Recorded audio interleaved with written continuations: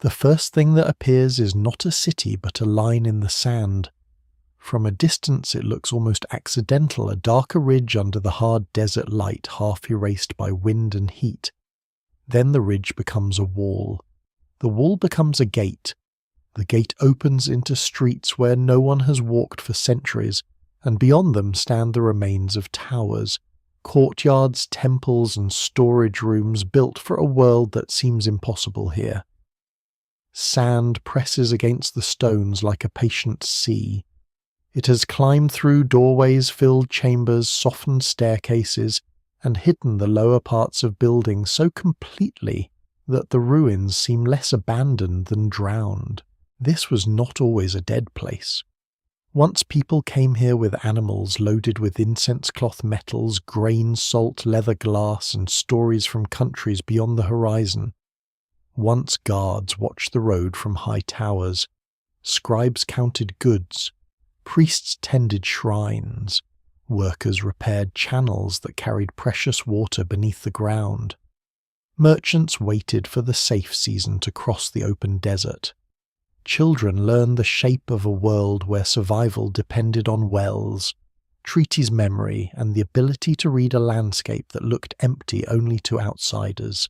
Before we go deeper, take a moment to like the video and subscribe if this is the kind of history and mystery you enjoy.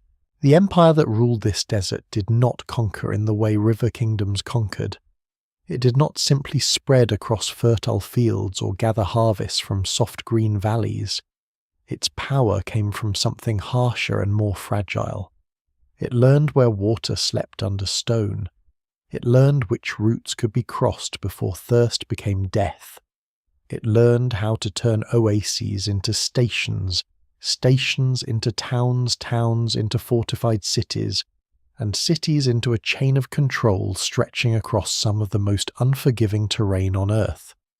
To rule the desert was not to defeat it.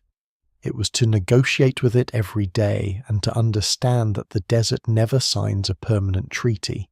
What survives in the record suggests a civilization of remarkable adaptation. Its people did not merely endure aridity. They built a political world around it. They carved tombs into cliffs, raised walls from sun-baked brick and stone, stored rain from brief storms, protected caravan roads, and shaped their wealth from movement rather than abundance. Where others saw a barrier, they saw a corridor. Where others saw emptiness, they saw distance that could be taxed, guarded, and made profitable. The desert became their shield, their marketplace, their identity, and eventually perhaps their trap. The mystery begins with the ruins, because ruins are always asking two questions at once. How did anyone build this here? And why did they leave? In many ancient landscapes, collapse announces itself loudly. Burn layers mark conquest. Mass graves reveal violence. Broken statues show regime change. Flood deposits bury villages in mud. But in the desert, endings can be quieter. A city may not fall in a single night.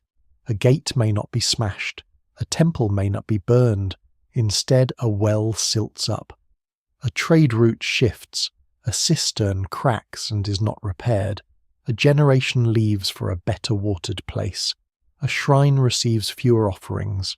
Then fewer. Then none. The evidence remains incomplete, and that incompleteness is part of the fascination.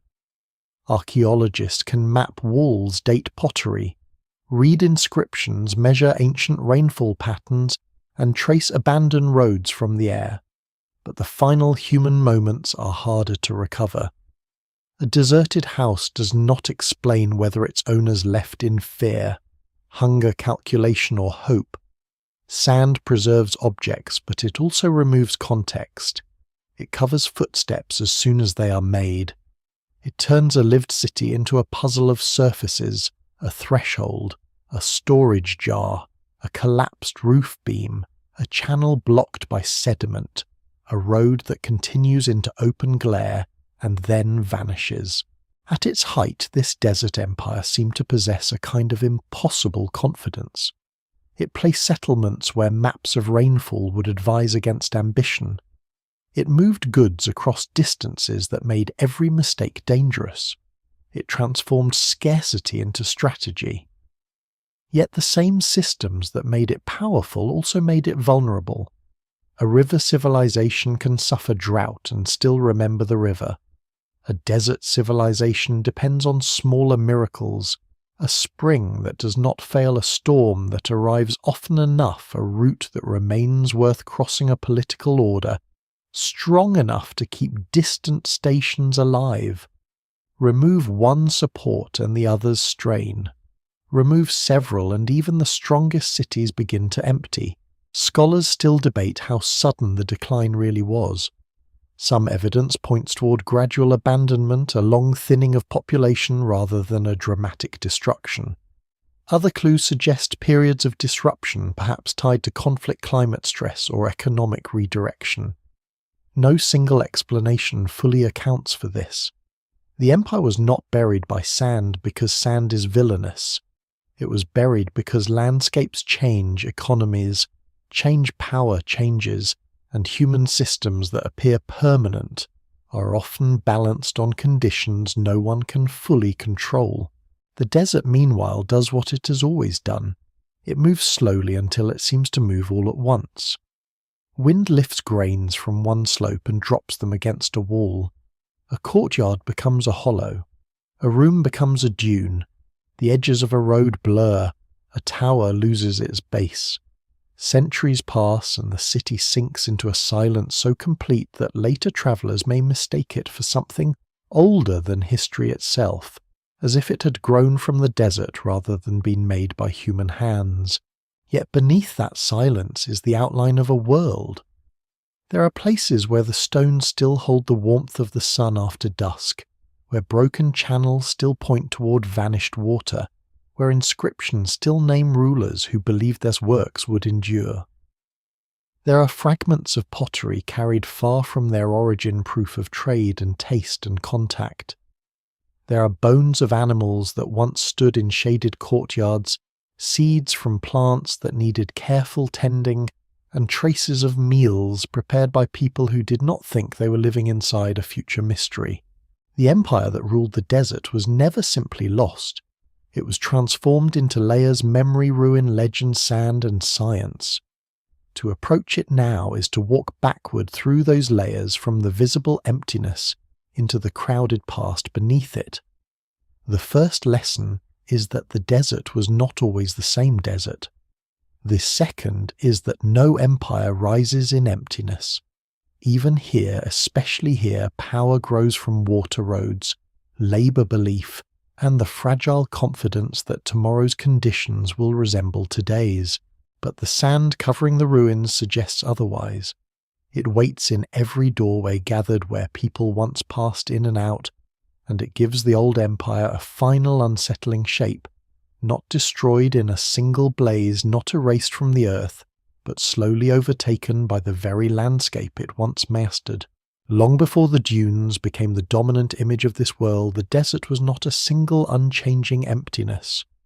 It was a shifting borderland of stone plains, dry valleys, seasonal streams, salt flats, scattered grasses, thorn trees, cliffs and oases that appeared like green interruptions in a vast mineral silence. To modern eyes, the region can seem timeless, as if heat and sand have always ruled without challenge. But deep under the surface in ancient lake beds, fossil pollen, buried soils, and the remains of long-dead plants, another story survives.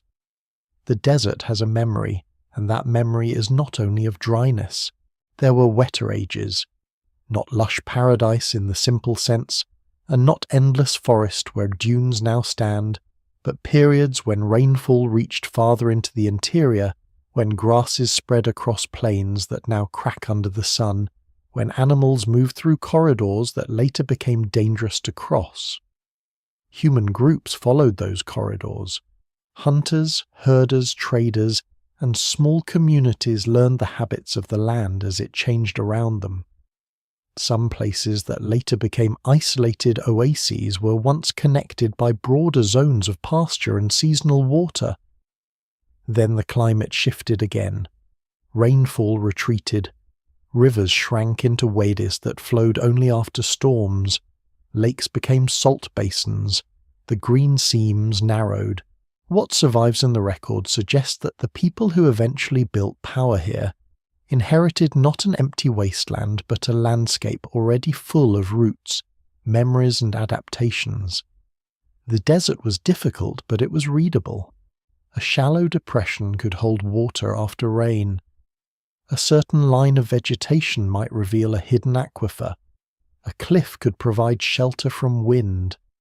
A spring could sustain a settlement if managed with discipline.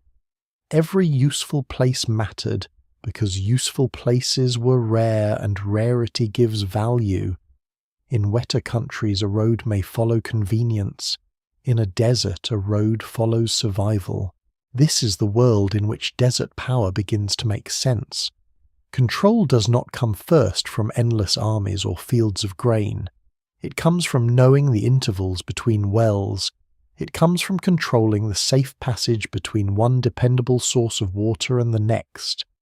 It comes from understanding that a caravan is not merely a group of travellers, but a moving calculation of thirst, distance, temperature, animal strength and political trust. The desert does not allow careless empire.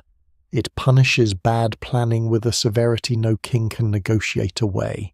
The settlements that grew here often sat where geography made choice unavoidable.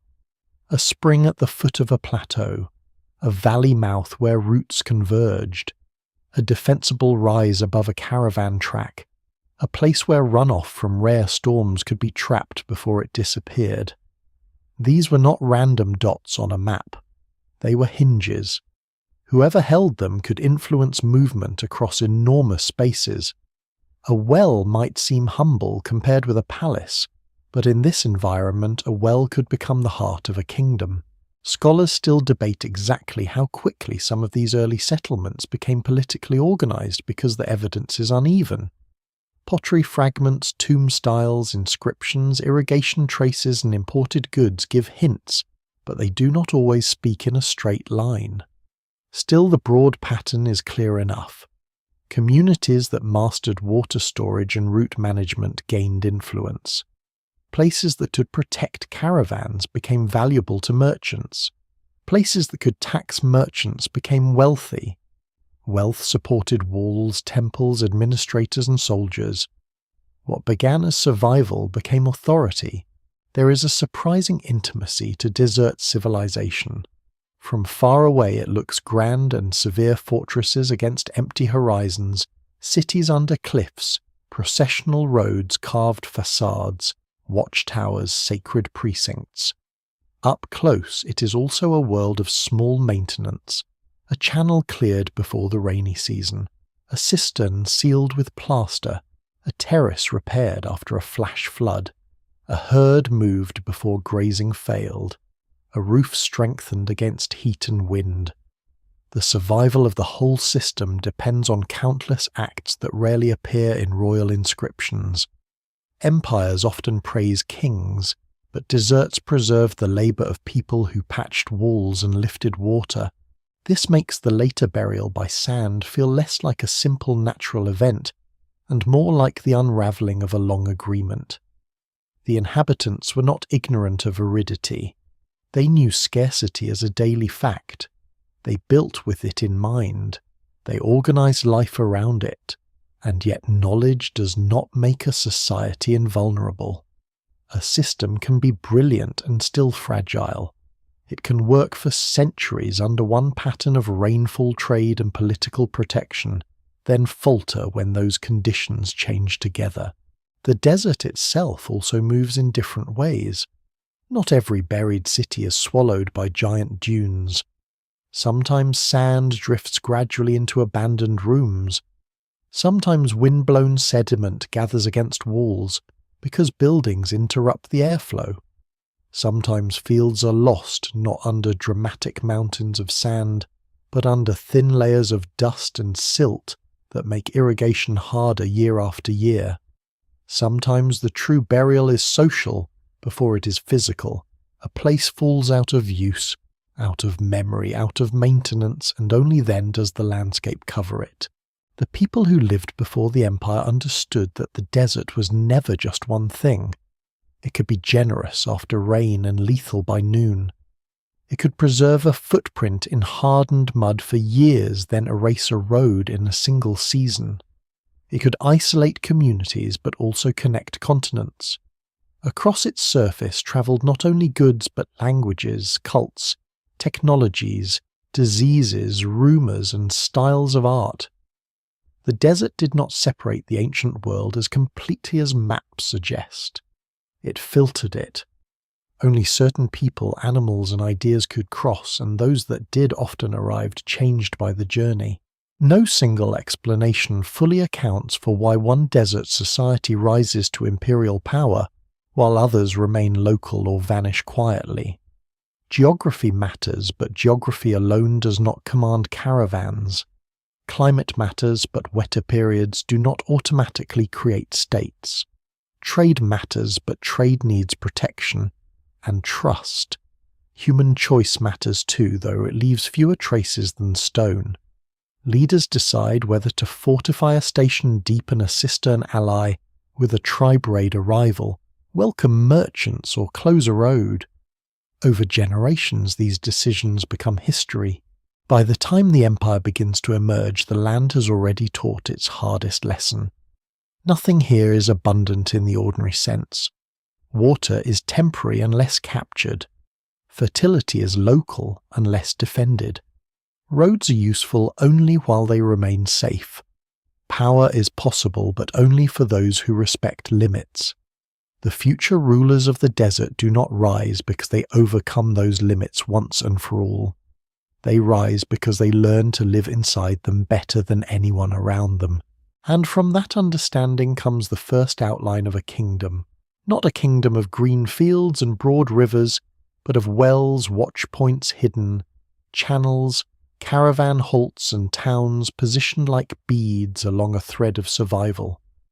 The sand has not yet buried them. The great silence has not yet arrived. For now the desert is still a corridor, and those who can command the corridor are beginning to discover that scarcity itself can be turned into power. The first rulers of the desert do not appear as conquerors riding out of nowhere.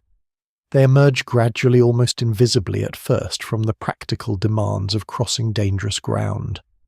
A spring needs guarding. A market needs rules. A caravan needs guides who know where the next water lies. A settlement beside a route needs protection from raiders, but it also needs restraint from those who protect it. Because trade cannot flourish where every armed man becomes a tax collector with a spear. Out of these ordinary pressures, authority begins to harden. A family gains influence. A shrine attracts offerings. A fortified hill becomes a place where disputes are settled. A cluster of wells becomes a centre of gravity. In the beginning, the kingdom is less a block of land than a network. On a map later, historians may colour it as territory, but desert power does not behave like farmland power. It stretches along lines and knots tracks, valleys, passes, stations, cisterns and towns. Between them lie spaces that no one truly owns in the simple sense. The ruler's reach is strongest where water roads and people come together. Beyond those points, authority thins into negotiation.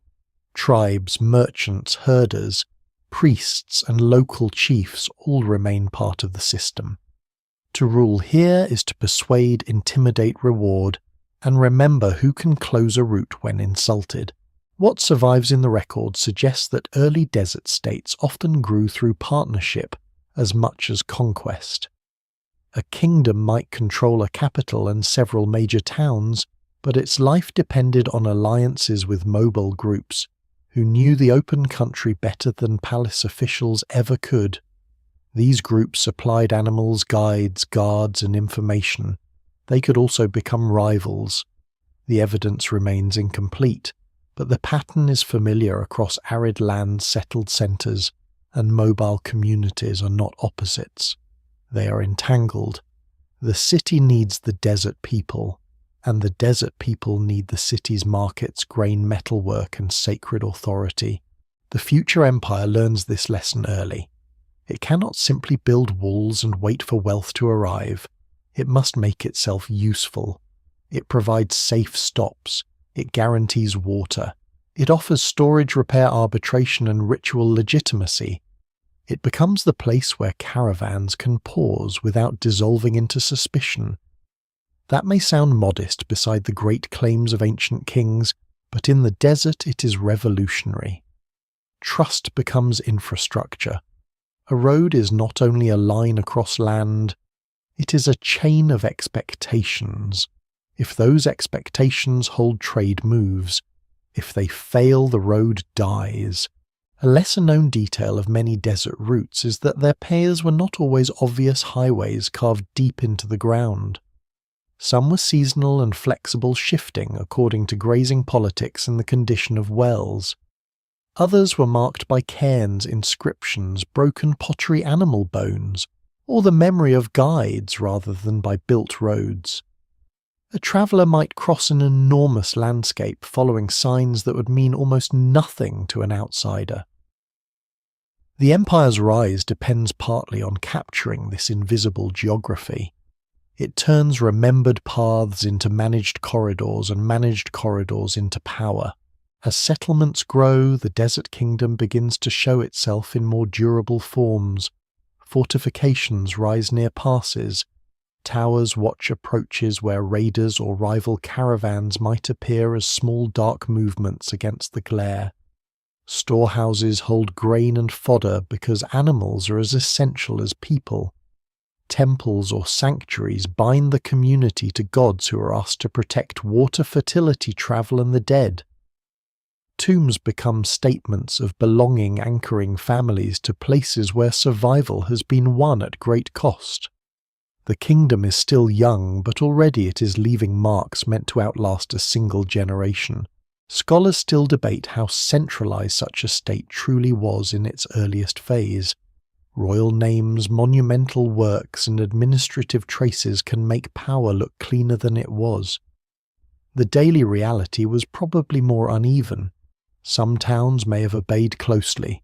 Others may have offered loyalty when convenient.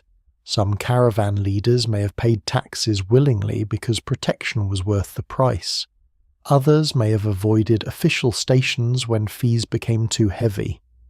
Desert empire begins as a balancing act, and the balance is never easy. But wealth changes the scale of ambition.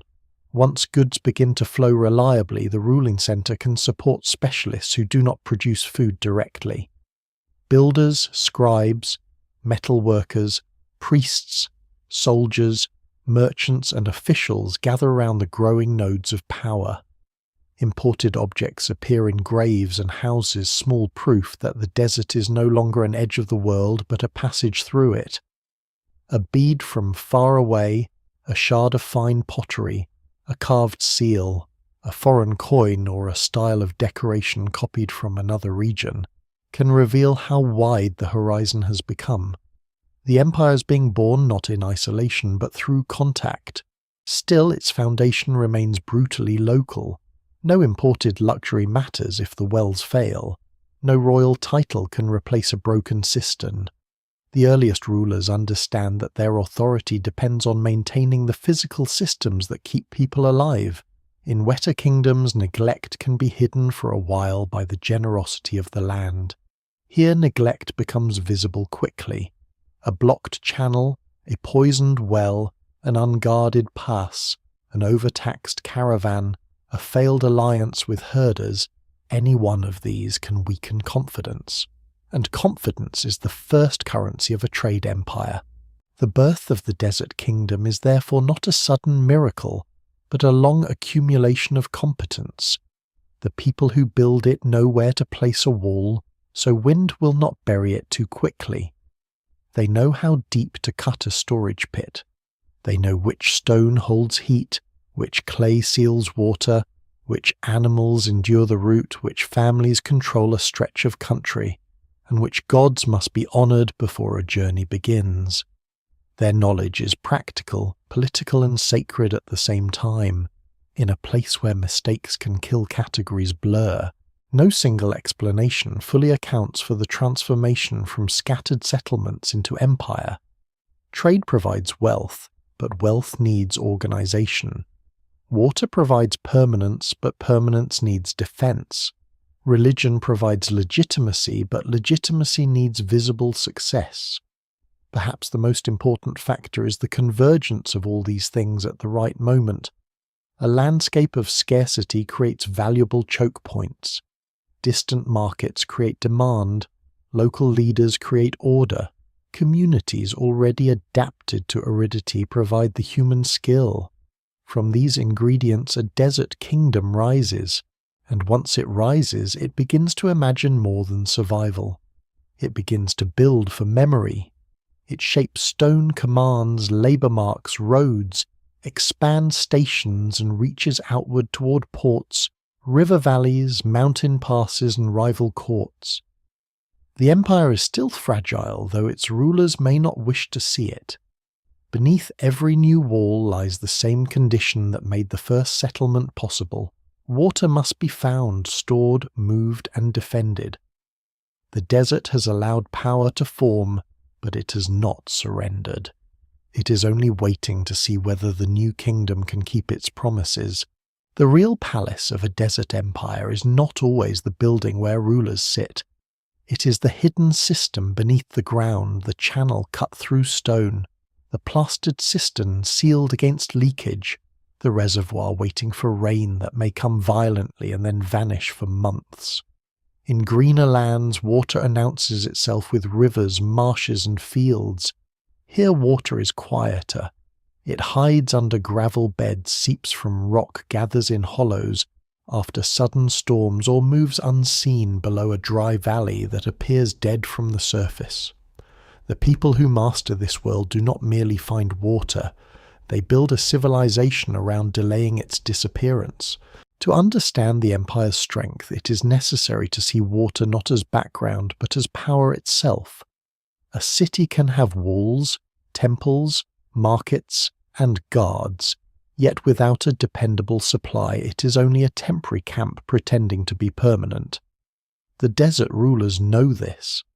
Their engineers and labourers turn every slope and channel into part of a larger calculation.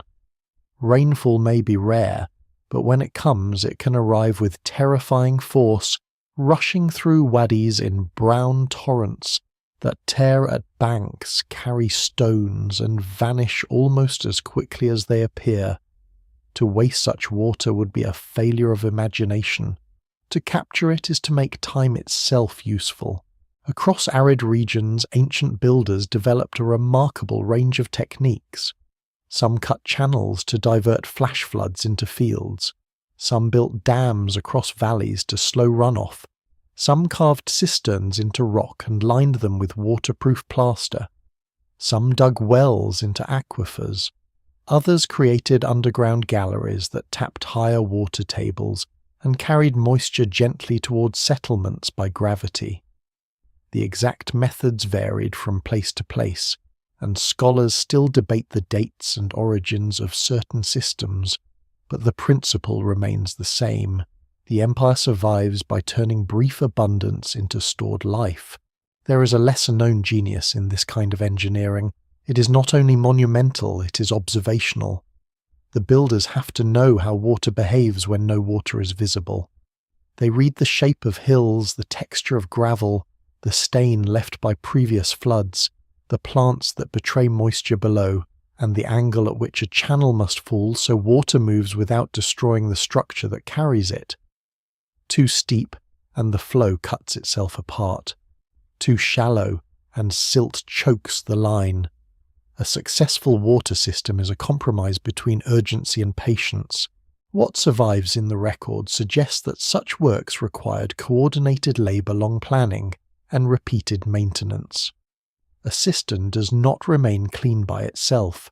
Sediment accumulates, plaster cracks, channels collapse, floods damage the very structures built to control them. Wells can become contaminated or politically contested. The empire's authority is therefore visible not only in grand construction, but in the ability to keep repairing what the desert and human use constantly degrade. Power is maintenance repeated until it becomes tradition. Imagine a caravan station near the edge of a stony plain. To the casual eye it may look like little more than walls and courtyard, but under and around it lies the true machinery of survival. A catchment surface guides rain toward a storage basin. A covered tank protects water from evaporation and animals. A small channel brings runoff from higher ground. A nearby well reaches an older source below the valley floor. The station's keeper knows how much can be drawn without leaving the next caravan desperate. This is not romantic. It is administration under the threat of thirst. The same logic shapes cities. Streets are planned around drainage as much as movement. Roofs may collect rain. Courtyards may direct runoff. Fields outside the walls depend on carefully timed flows. Gardens where they exist are not decorative luxuries alone. They are proof that authority can make life flourish against expectation. In a harsh landscape, shade becomes wealth. A tree is not merely a tree. It is a sign that someone has commanded water to remain. Yet the achievement contains a warning. The more successful the system becomes, the more people depend on it. A small settlement can move when conditions worsen. A city cannot move easily. Temples, tombs, storerooms, political centres and family houses anchor people to one place. As population grows, water management must become more precise. A mistake that once affected a few households can now threaten thousands. Success raises the cost of failure. The evidence remains incomplete on how often these systems broke down and how communities responded. In some places, repairs show resilience over generations. In others, silted channels and abandoned reservoirs suggest that maintenance eventually stopped or became impossible. The difficult question is why? Did drought reduce the water available until repairs no longer made sense? Did political instability interrupt labor organization? Did trade decline so sharply that stations could not be staffed?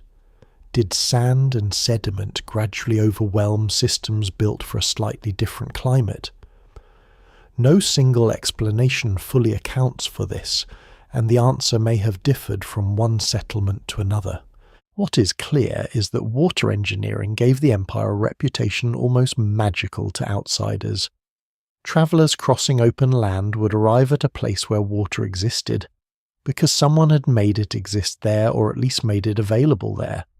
That ability could feel like dominion over nature, but it was never magic. It was knowledge, labour discipline, and constant vulnerability. The desert allowed no final victory. Every stored reservoir was an argument against evaporation. Every channel was a temporary line drawn against erosion. Every well was a question asked downward into the earth. There is also a political side to hidden water. Whoever controls a water source controls more than thirst. They control timing, movement, taxation, refuge, and sometimes obedience. A caravan may choose many paths in theory, but in practice it must choose the path where water can be trusted. A rival power may command soldiers, but soldiers crossing dry country become dependent on the same points as merchants. Wells and cisterns are therefore strategic assets. Fortifying them is as important as fortifying cities. Losing them can shrink an empire without a battle. This helps explain why the ruins, when rediscovered, can feel deceptive. The visible stones tell only part of the story. A broken arch or collapsed tower is dramatic, but the silent cistern beneath it may matter more. A temple facade may attract the eye, while a blocked channel nearby explains how the temple community lived. Archaeology in the desert often requires looking for absence, the vanished waterline, the former field, the sediment-filled basin, the stain where moisture once moved. The most important structures may be the ones that almost disappear. The empire's mastery of hidden water is one of the reasons it could rule the desert at all. It turned dangerous intervals into manageable stages. It supported towns where permanent life seemed unlikely. It made caravan wealth predictable enough to tax and protect. It allowed rulers to claim authority not just over people, but over the conditions that kept people alive. Yet beneath that achievement lies the same unease that shadows every desert civilization. A world built on captured water can be brilliant, wealthy, and powerful, but it remains tied to patterns of climate and maintenance that may shift beyond command. And so the story deepens. The empire is no longer merely a chain of settlements. It is a machine of stone plaster memory and trust, built to slow the escape of water from the land. For generations, that machine works well enough to raise cities and enrich rulers. But every machine wears down, every channel silts, every reservoir depends on rain that may not come. The desert has not been defeated, it has been delayed. Once water makes the desert passable, wealth begins to move through it. Not wealth in the slow form of harvests gathered from broad fields, but wealth in motion, bales, jars, ingots, skins, spices, resins, perfumes, textiles worked, metal-dyed cloth, carved ivory glass beads, salt grain wine oil, and the small durable luxuries that can survive long travel. A caravan is a city stretched into a line. It carries its own rhythm, its own hierarchy, its own anxieties. Animals are loaded before sunrise. Drivers watch the sky and the ground. Guards study the distance. Merchants count losses before they happen, because in the desert profit is always measured against thirst, theft, delay, and death. The empire grows rich because it learns to make that movement dependable. It does not create the desire for incense, gold, aromatics, and rare goods. Those desires belong to temples, courts, markets, funerary rituals, and elite households far beyond the desert. But it places itself between demand and supply. It becomes the keeper of the hard middle distance. Goods that seem mysterious and sacred in one country may have crossed weeks of dust before reaching a port or palace. By controlling the difficult stretch, the desert empire turns geography into revenue. Incense is among the most evocative of these commodities because it links the dry road to sacred smoke. Aromatic resins from southern regions and distant groves could be burned in temples, used in funerals, mixed into medicines or worn as perfume. To the final buyer, the scent may have suggested purity, luxury, divine presence, or royal refinement.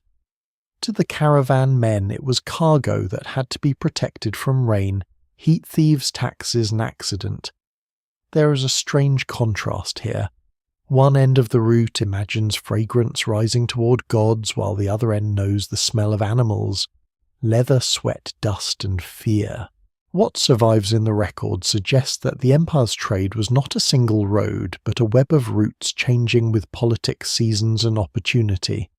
Some lines ran towards seas and ports where goods could continue by ship. Others reached river valleys, agricultural kingdoms, mountain zones, or rival urban markets. Stations along the way did more than offer water. They created a commercial system. Taxes could be collected, animals could be exchanged or rested, disputes could be settled, news could travel. A merchant arriving at one city might learn that a route ahead was unsafe, that a rival ruler had raised duties, or that demand for a certain luxury had risen in a distant capital.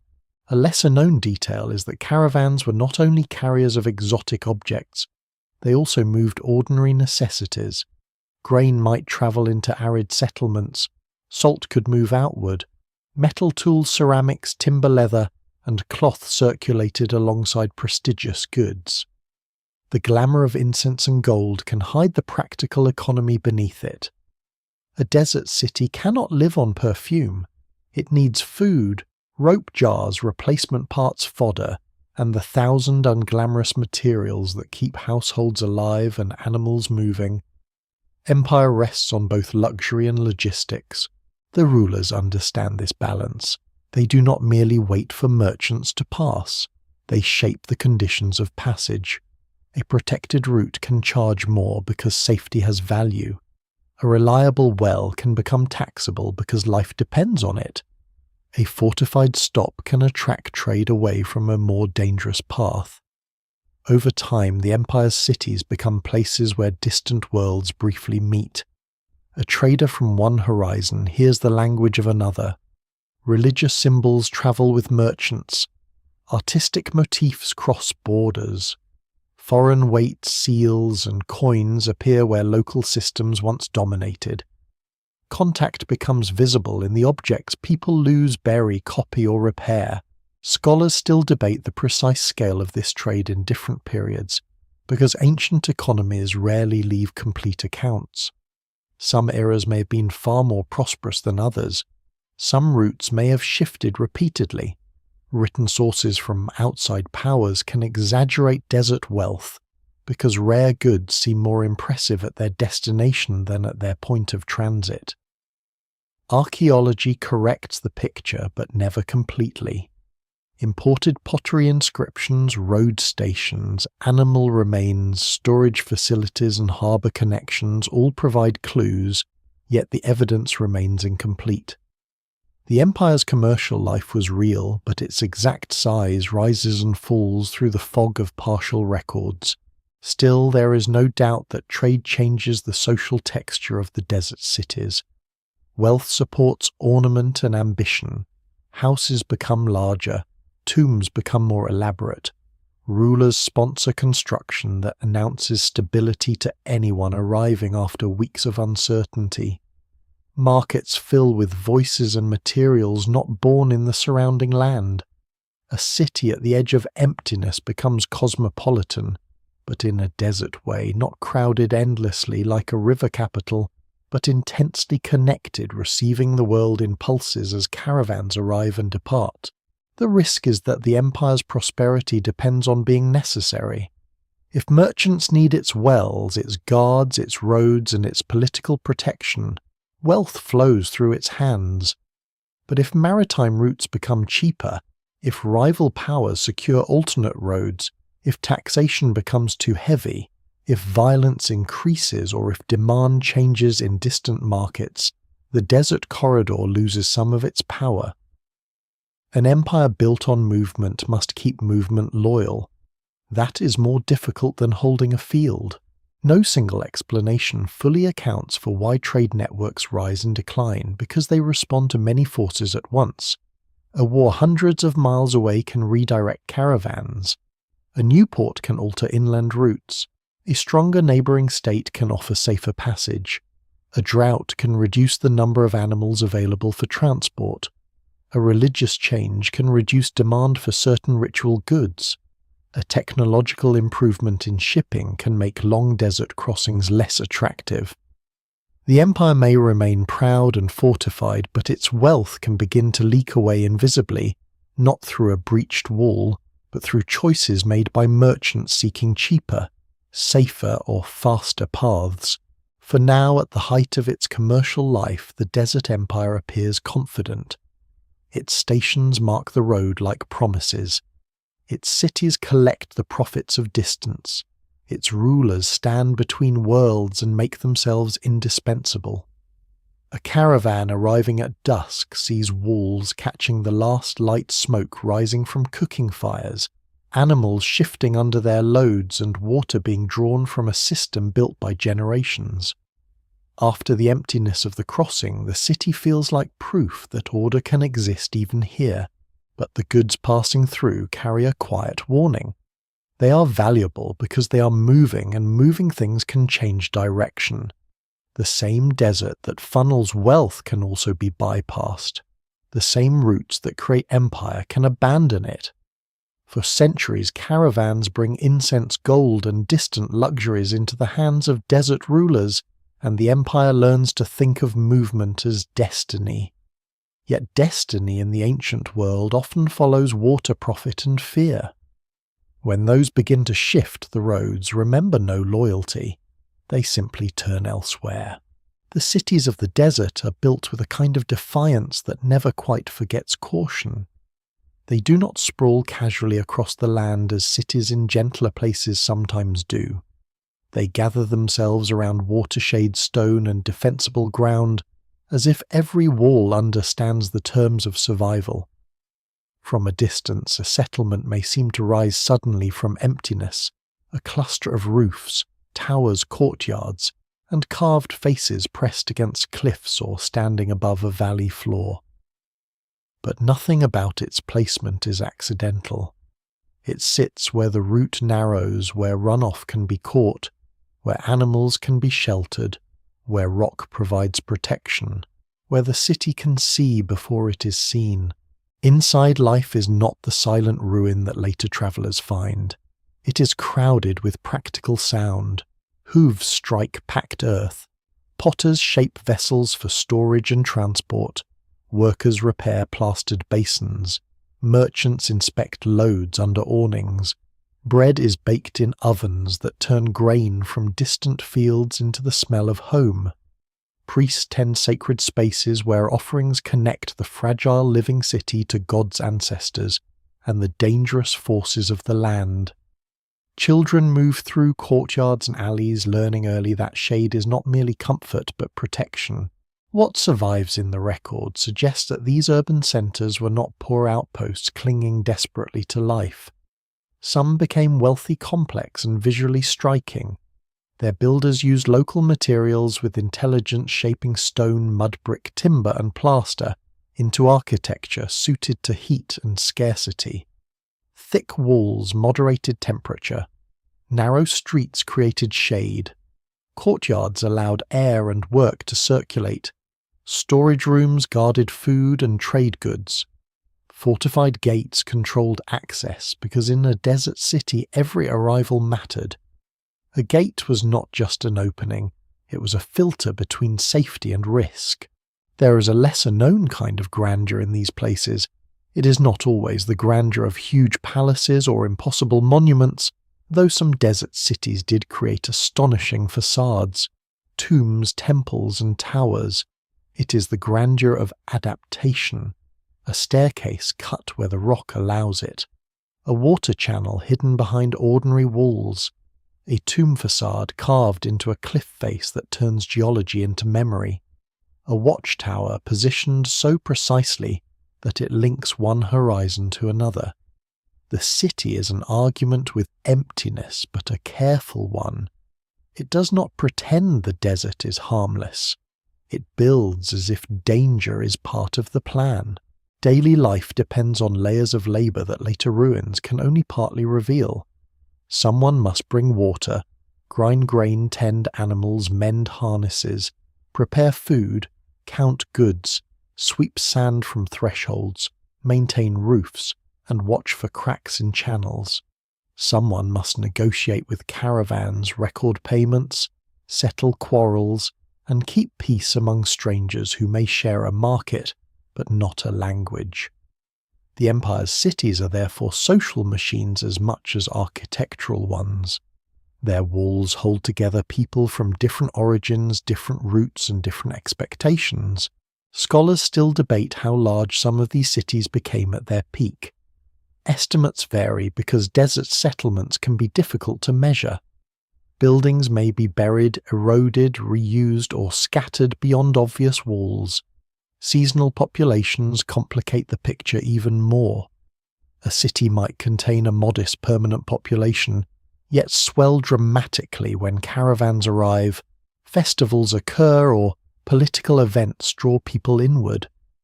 The evidence remains incomplete, but it is clear that these were not empty ceremonial shells. They were lived places sustained by systems that had to work day after day. The cemeteries and tombs reveal another side of the empire. In a landscape where movement defines wealth, burial creates permanence. To bury the dead near a city under a marker within a carved chamber or beneath a family monument is to claim belonging. It says that this place matters not only for trade but for identity. The dead anchor the living to the desert. Tombs can also display hierarchy, wealth, belief, and contact with wider worlds. Imported objects placed with the dead speak of distant markets. Local styles speak of continuity. The result is a society both mobile and rooted, passing goods across continents while carving memory into stone. Temples and sacred spaces add still another layer. Desert religion often carries the concerns of the environment without reducing itself to them. Protection, fertility, safe travel, water ancestors, and royal legitimacy all converge. A sanctuary near a road may serve travellers as well as townspeople. Offerings can mark gratitude after a successful crossing or fear before the next one. The gods of such a world are approached in a landscape where human control is visibly limited.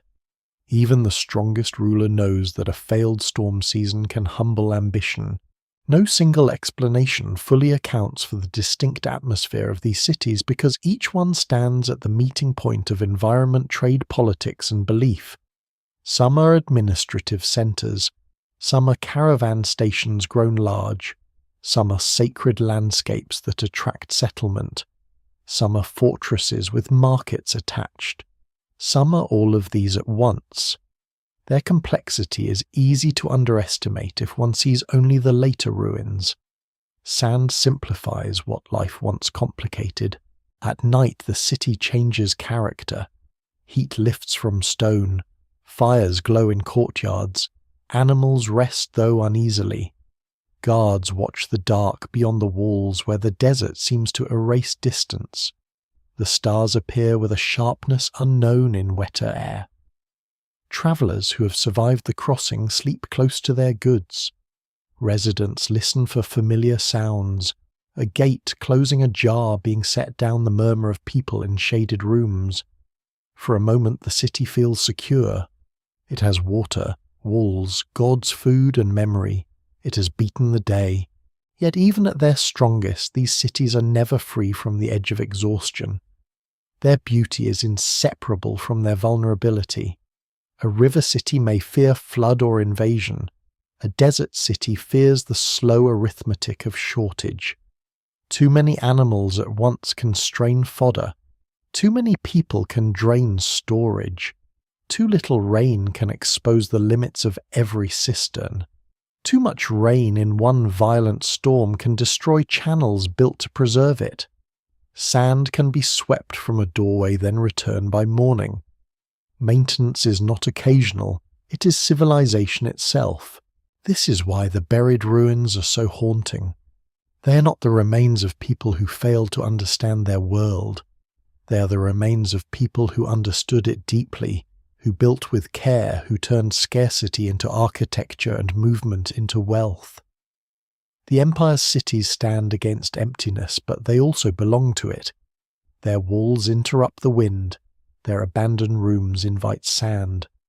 What once made them strong, their precise dependence on place, water route and labour, will later make their silence feel almost inevitable. For now, though, they live. Gates open, markets stir, water is drawn. The desert has not yet reclaimed its debt. At its height, the Empire seems less like a settlement system, and more like a command over distance itself. Its cities are no longer merely surviving beside the routes, they are shaping them. Its rulers can influence where caravans pass, where merchants pause, where animals drink, where taxes are paid, and where news enters the desert interior. The old scattered network of well stations and fortified towns has become something more coordinated, more ambitious, and more visible. Travellers approaching its major centres do not find improvised survival. They find gates, guards, shrines, storehouses, official measures, and the confidence of a state that has learned to profit from hardship. This is the moment when desert power can appear almost paradoxical. The landscape remains severe. Rain is still uncertain. Water must still be captured, protected, and rationed. Sand still gathers where walls disturb the wind. Yet the Empire projects strength outward. It negotiates with neighbouring kingdoms, competes with rival powers, and draws wealth from goods that may have begun their journey far beyond its own borders. Its authority extends not as a smooth blanket over every dune and plain, but as a chain of influence strong enough to make movement predictable. In the ancient world, predictability is a form of power. What survives in the record suggests a society that has become culturally distinctive while remaining deeply connected. Local art and architecture develop recognizable forms. Tombs, temples, inscriptions, ceramics, and urban layouts show shared habits across the empire's core regions, but imported objects and foreign styles reveal constant contact with outsiders. This is not a civilization sealed away by sand. It is a desert crossroads that has become a political identity. Its people know the languages of trade, the rituals of local gods, the needs of caravans, and the ambitions of neighboring states. They live at the meeting point of isolation and exchange. A lesser-known feature of such empires is the importance of information. Goods matter, but information often arrives first and decides whether goods move at all. A caravan leader needs to know which wells are reliable, which tribes are hostile, which ruler has changed a tax, which pass has become unsafe, and which market currently pays well. Officials need to know who is avoiding duties, who is negotiating with rivals, and where security is weakening. In this sense, the empire is not only a system of roads, it is a system of reports, rumours, agreements, warnings, and remembered obligations. The desert rewards those who know before others know. At the political centre, rulers present themselves as guardians of order in a land where disorder is deadly. Their power may be expressed through monumental building coinage inscriptions, religious patronage, or diplomacy, but beneath every symbol lies the same practical claim. Under this rule the roads hold. Merchants can trust the stations. Water can be found. Disputes can be settled. Violence can be contained. Taxes may be resented, but they are part of a bargain. Pay, and the empire offers passage through a world where passage is never guaranteed. Scholars still debate how absolute this control really was. Ancient states often described themselves in grander terms than daily reality allowed. A ruler might claim dominion over desert peoples, who in practice remained semi-independent. A city might appear loyal in an inscription while quietly negotiating with rivals. Some stations may have been firmly administered, others dependent on local families whose allegiance shifted with advantage. The evidence remains incomplete, and desert power almost certainly varied across space and time. Still, even imperfect control could be enough. An empire does not need to command every grain of sand. It needs to command the places where people cannot avoid passing. The military side of this power is therefore specialized. Armies built for fertile plains do not automatically succeed in dry country. They require water fodder guides and secure lines of movement. The desert empire understands this better than many enemies. Its defences include walls and soldiers, but also distance heat, and the ability to deny or control access to water. A hostile force might win a battle and still lose the campaign if it cannot sustain itself between wells. Geography becomes an ally, though never a servant. Even defenders can miscalculate. At the height of prosperity, the empire's major cities must have offered a striking contrast to the surrounding land. Workshops produce goods for local use and trade. Administrative spaces handle payments and records. Sacred precincts draw offerings. Elite houses display wealth gained from commerce and office. Ordinary households continue the daily work without which no peak would exist. Grinding, baking, repairing, cleaning, hauling, tending, bargaining, storing, and watching the weather. Empires are remembered through monuments, but they function through routine. No single explanation fully accounts for the feeling of confidence that appears in the archaeological remains of a civilization at its peak. Wealth plays a role. Successful water systems play a role. Diplomatic positioning matters. The prestige of controlling rare commodities matters. So does the memory of past survival. A society that has endured generations in a severe environment can begin to see its own endurance as proof of destiny. That belief is powerful and sometimes dangerous. It can make hard-won systems appear more stable than they are. The empire's culture also travels with its goods. Along the roads, names, symbols, artistic motifs, religious practices and technologies move outward. Neighboring peoples imitate, adapt, resist, or absorb them. The desert state becomes known not only as a place, but as a style of power. Its cities represent the possibility that aridity does not prevent sophistication. Its builders prove that stone and water handled carefully can create permanence where outsiders expect only passage. Its merchants prove that distance can be organized. Its rulers prove that scarcity can be made political. Yet the height of any empire is often visible only because we know what comes after. To the people living through it, this may not feel like a summit. It may feel like normal life, difficult but successful, demanding but familiar. A caravan arrives, taxes are paid, a channel is repaired, a ruler sponsors a new building, a tomb is cut into rock, a treaty is negotiated. A child grows up believing the road has always brought strangers and wealth to the city gate. The future burial by sand is unimaginable, not because people are foolish, but because continuity is one of the strongest illusions human beings possess. And beneath that illusion, pressures accumulate quietly. Trade routes are never fixed forever. Neighboring powers are never still. Climate is not a loyal subject.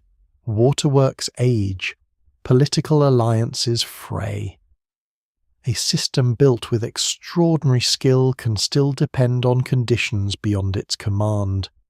At the empire's height, all the great strengths are visible: roads, cities' wells, wealth, gods, memory and authority. But the seeds of vulnerability are hidden inside those strengths. The empire rules the desert by binding itself to the desert more tightly than anyone else. For a long time that bond brings power. Later it will make escape almost impossible. The first cracks do not necessarily appear in the walls. They appear in the spaces between obligations. A caravan arrives later than expected. A station reports that a cistern has not filled as it once did. A local family responsible for guarding a stretch of road begins to demand more payment.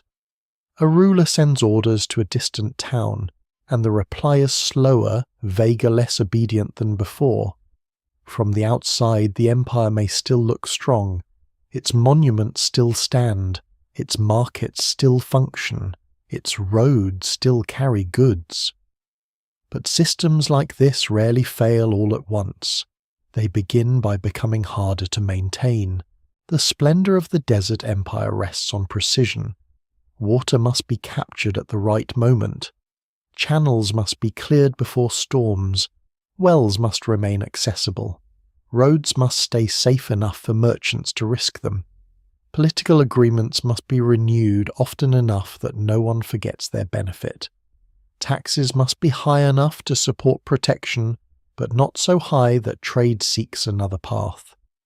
This is a narrow balance, and success can conceal how narrow it is. For generations, the empire has turned scarcity into strength. Now scarcity begins to press back. What survives in the record suggests that several pressures may have converged. Rival powers on the edges of the trade network become stronger or more aggressive. Maritime routes offer alternatives to long overland crossings. Some desert stations show signs of reduced use or changed occupation. Water systems in certain areas appear to have silted, broken, or fallen out of repair. The evidence remains incomplete, and scholars still debate the timing, but the pattern is difficult to ignore. The empire's old advantages are becoming less certain.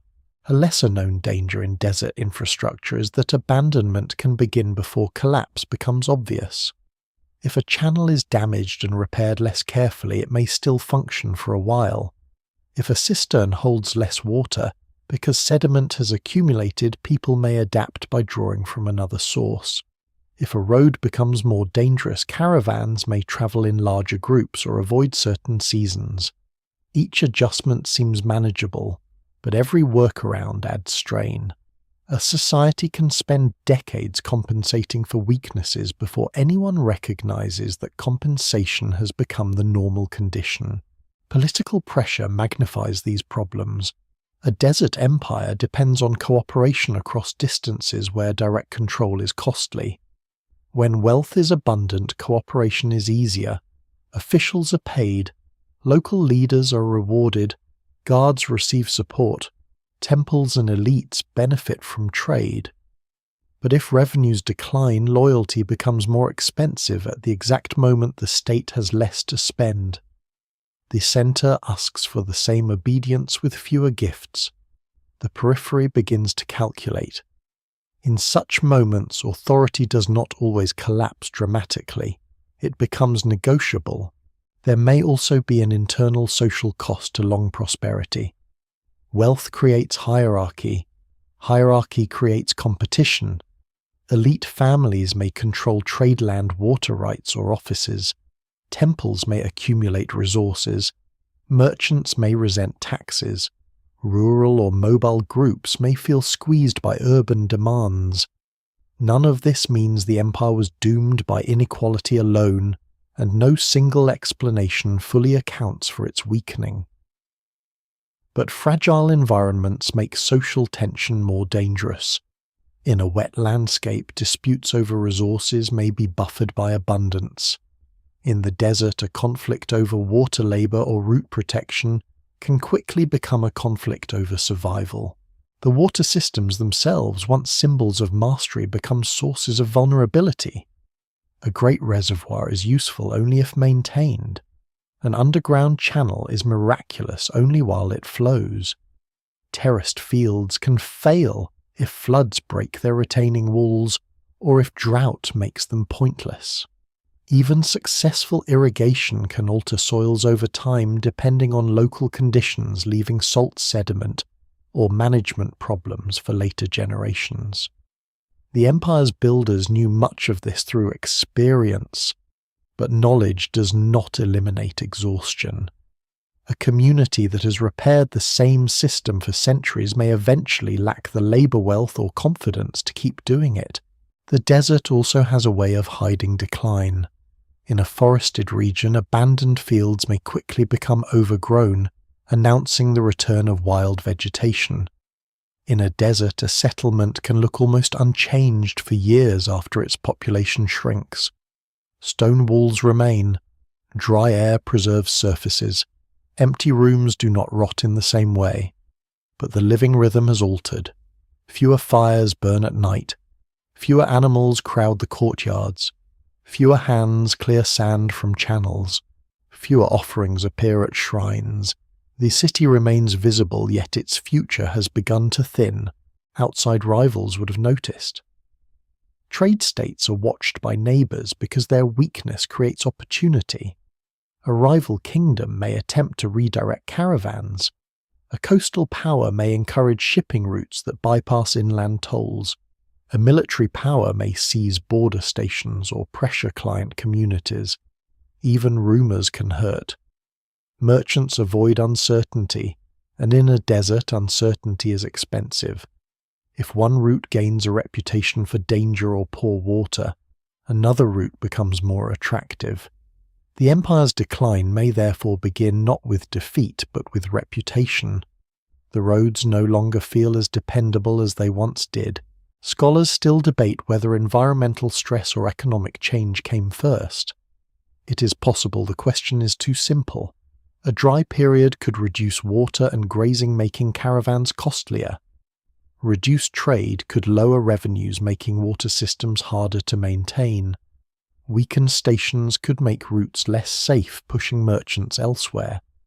Political fragmentation could interrupt repairs, worsening environmental vulnerability. Each factor feeds the others. Collapse in such a system is less like a single falling stone than a knot tightening from several directions. And yet life continues. This is important. Decline is not the same as instant ruin. People still marry, trade, worship, repair roofs, bury their dead, and argue over payments. Children still grow up in cities whose best days may already be passing, without knowing they are living through a historical downturn.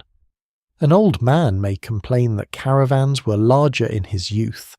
A merchant may say a certain road is no longer worth the risk.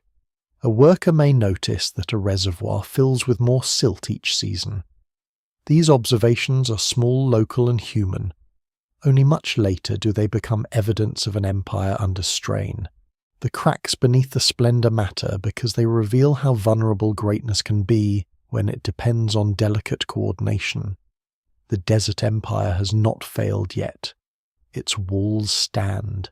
Its name still carries weight. Its cities still gather heat by day and release it slowly by night. But the balance has shifted. The same roads that once brought wealth now carry uncertainty. The same waterworks that once promised permanence demand more labor. The same alliances that once secured the horizon require renegotiation. The empire is still visible above the sand, but the forces that will one day bury it are already moving grain by grain, decision by decision beyond the reach of any single ruler. When the roots begin to move, they do not announce betrayal. No road rises from the ground and declares itself finished. No caravan track sends word that it has changed allegiance. The shift happens through choices made one journey at a time. A merchant hears that the coastal passage is safer this season. A caravan leader learns that a rival station offers lower duties. A ruler beyond the desert guarantees protection along a different corridor. A shipper calculates that sea travel, though dangerous in its own way, can carry more cargo with fewer animals and less dependence on inland wells.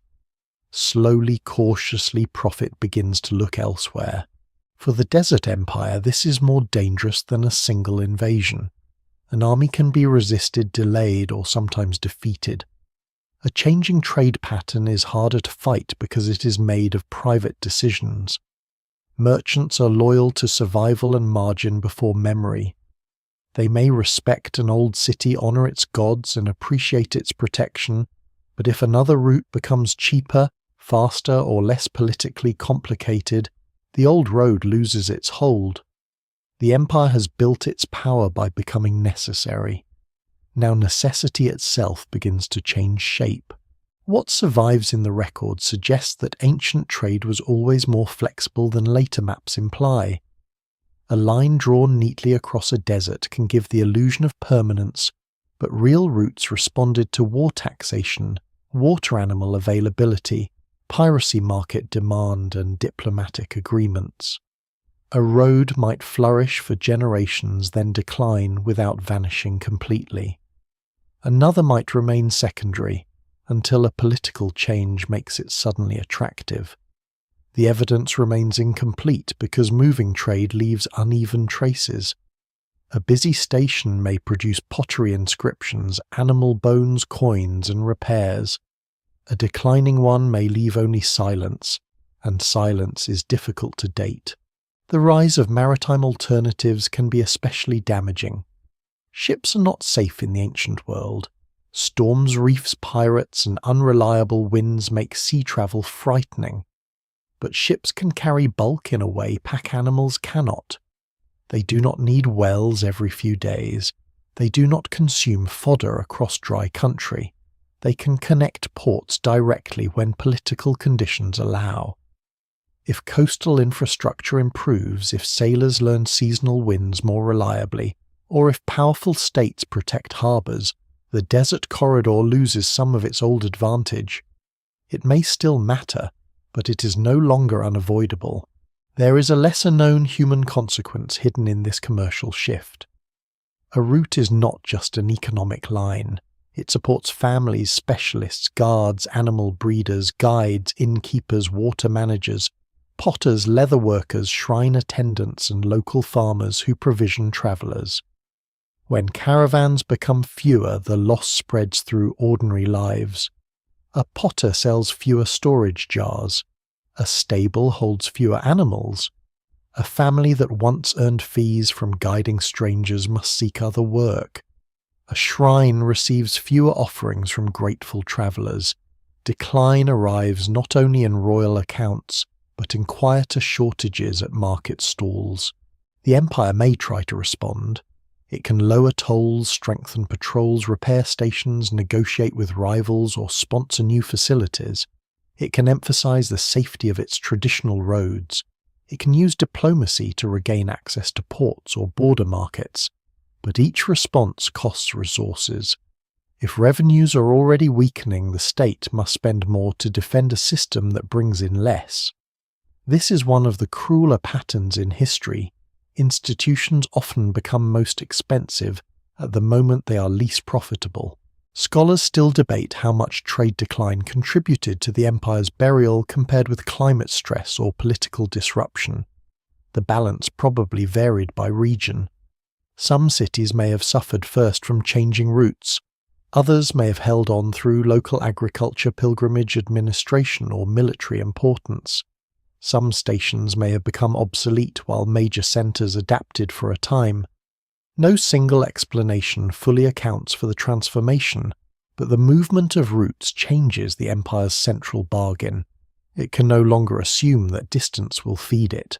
A desert road also depends on reputation, and reputation is fragile. If a well fails once at the wrong time, stories spread. If a caravan is attacked near a certain pass, merchants remember. If officials become desperate and raise taxes unpredictably, traders adjust. If political borders become tangled, goods avoid delay. The road may still physically exist, marked by old stones and footprints, but its invisible structure of trust begins to decay. A route dies first in the imagination of those who might have used it.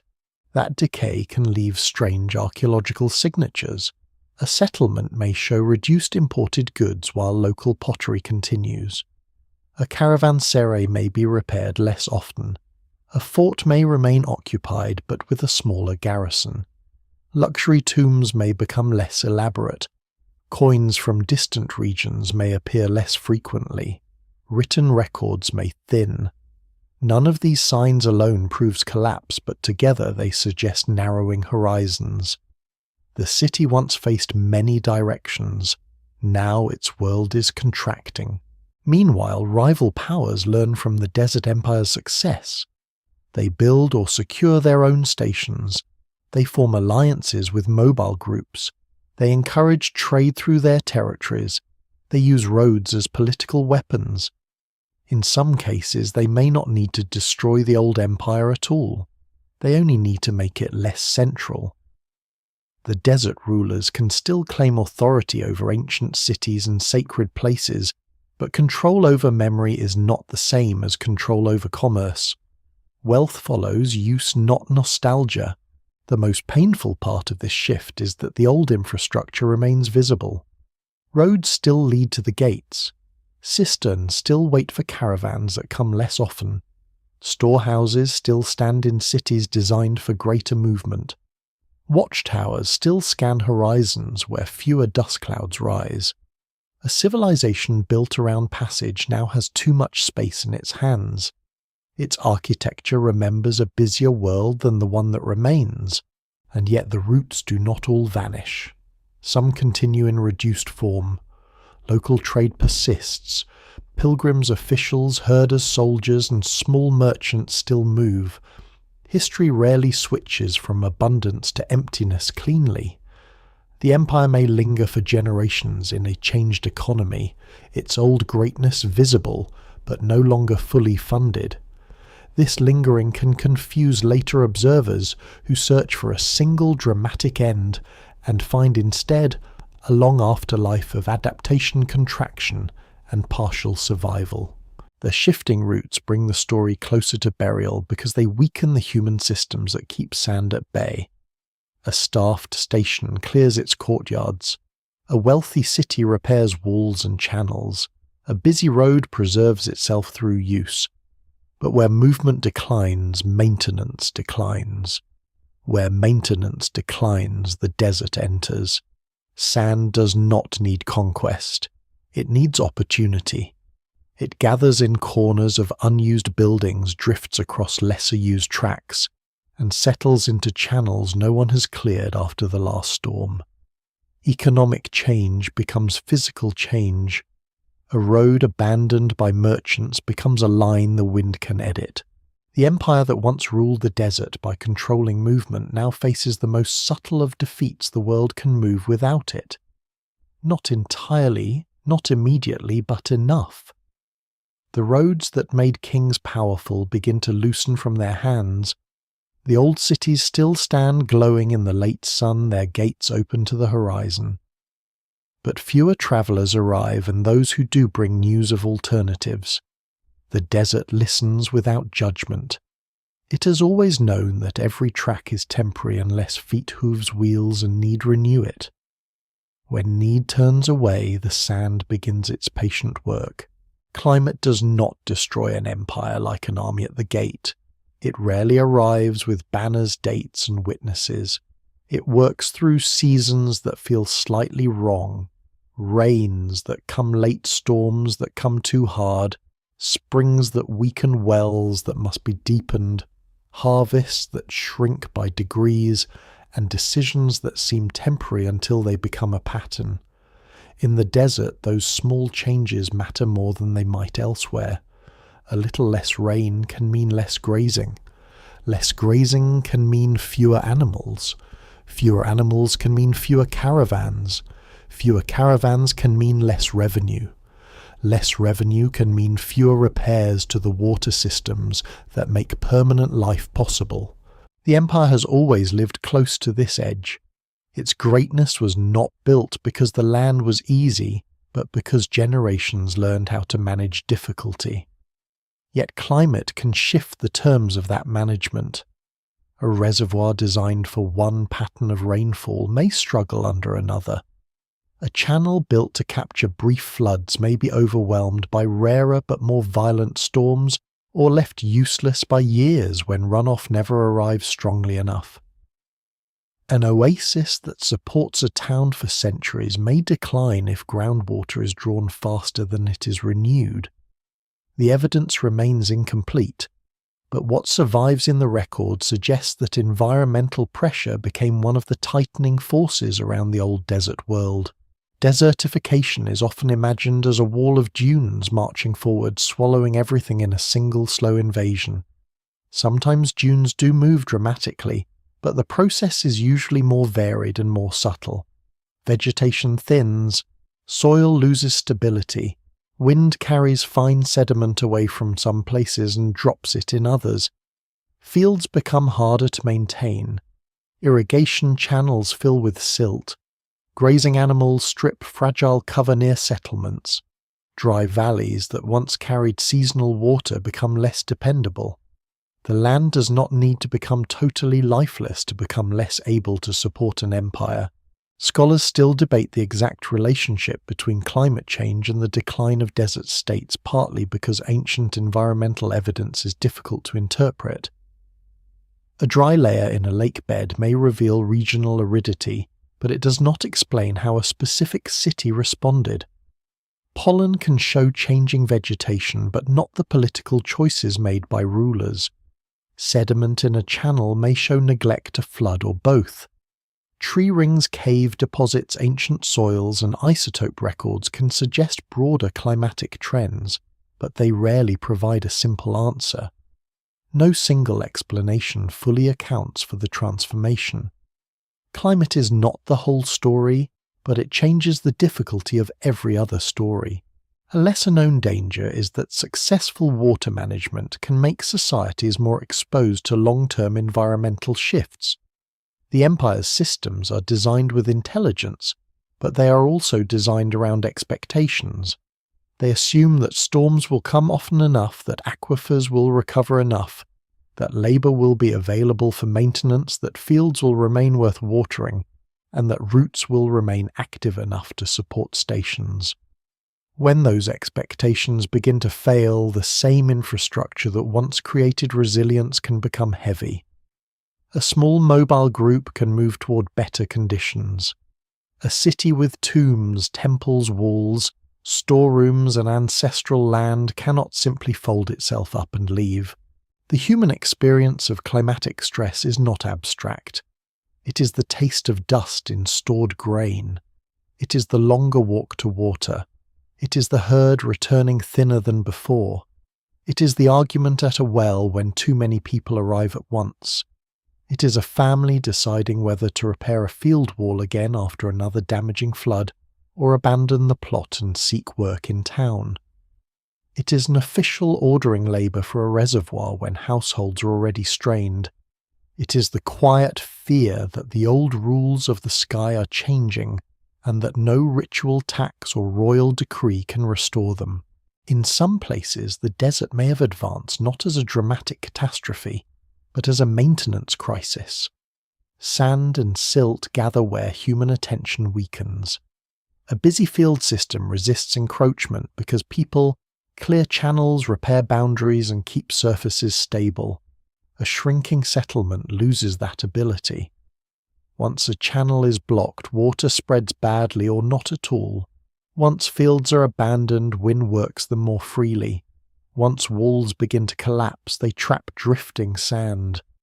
The landscape and society alter one another. Environmental change weakens human systems, and weakened human systems allow environmental change to become more visible. There is a cruel irony in this. The empire's people may have understood their land better than any outside observer. They knew the winds, the rare floods, the hidden water, the dangers of overuse. But deep knowledge is not the same as unlimited power. A society can adapt brilliantly to a range of conditions and still be overwhelmed when the range shifts too far too often or alongside economic and political trouble. The desert does not have to become impossible. It only has to become less forgiving at the moment other supports are failing. The archaeological record can make this process look cleaner than it was. A layer of sand above a floor suggests abandonment, but not the conversations that came before it. A silted cistern suggests neglect, but not whether neglect was caused by drought, poverty, war migration, or despair. A decline in imported goods suggests economic contraction, but not how families explained it to themselves. The record gives signs, not full confessions. What survives suggests pressure from land and climate, but the final decisions remain human and local. By now, the empire is facing multiple forms of movement. Trade routes move away. Political loyalty moves toward other powers. People move toward places with better prospects, and the sand moves in not because it has chosen an enemy, but because exposed surfaces, abandoned structures, and weakened maintenance invite it.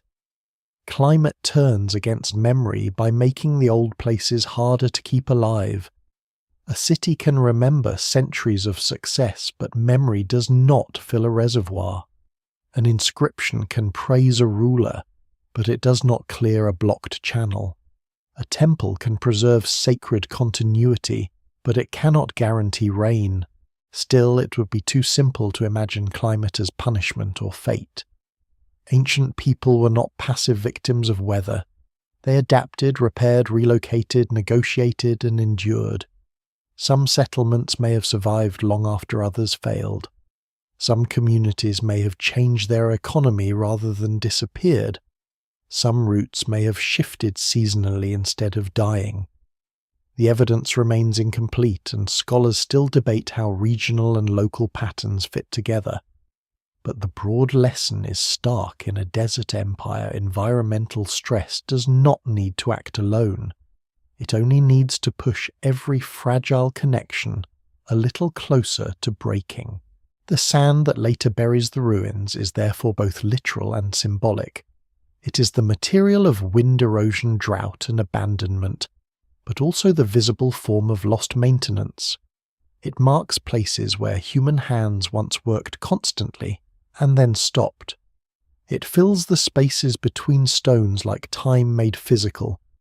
The empire that once ruled the desert had learned how to delay dryness guide floods and make roads live.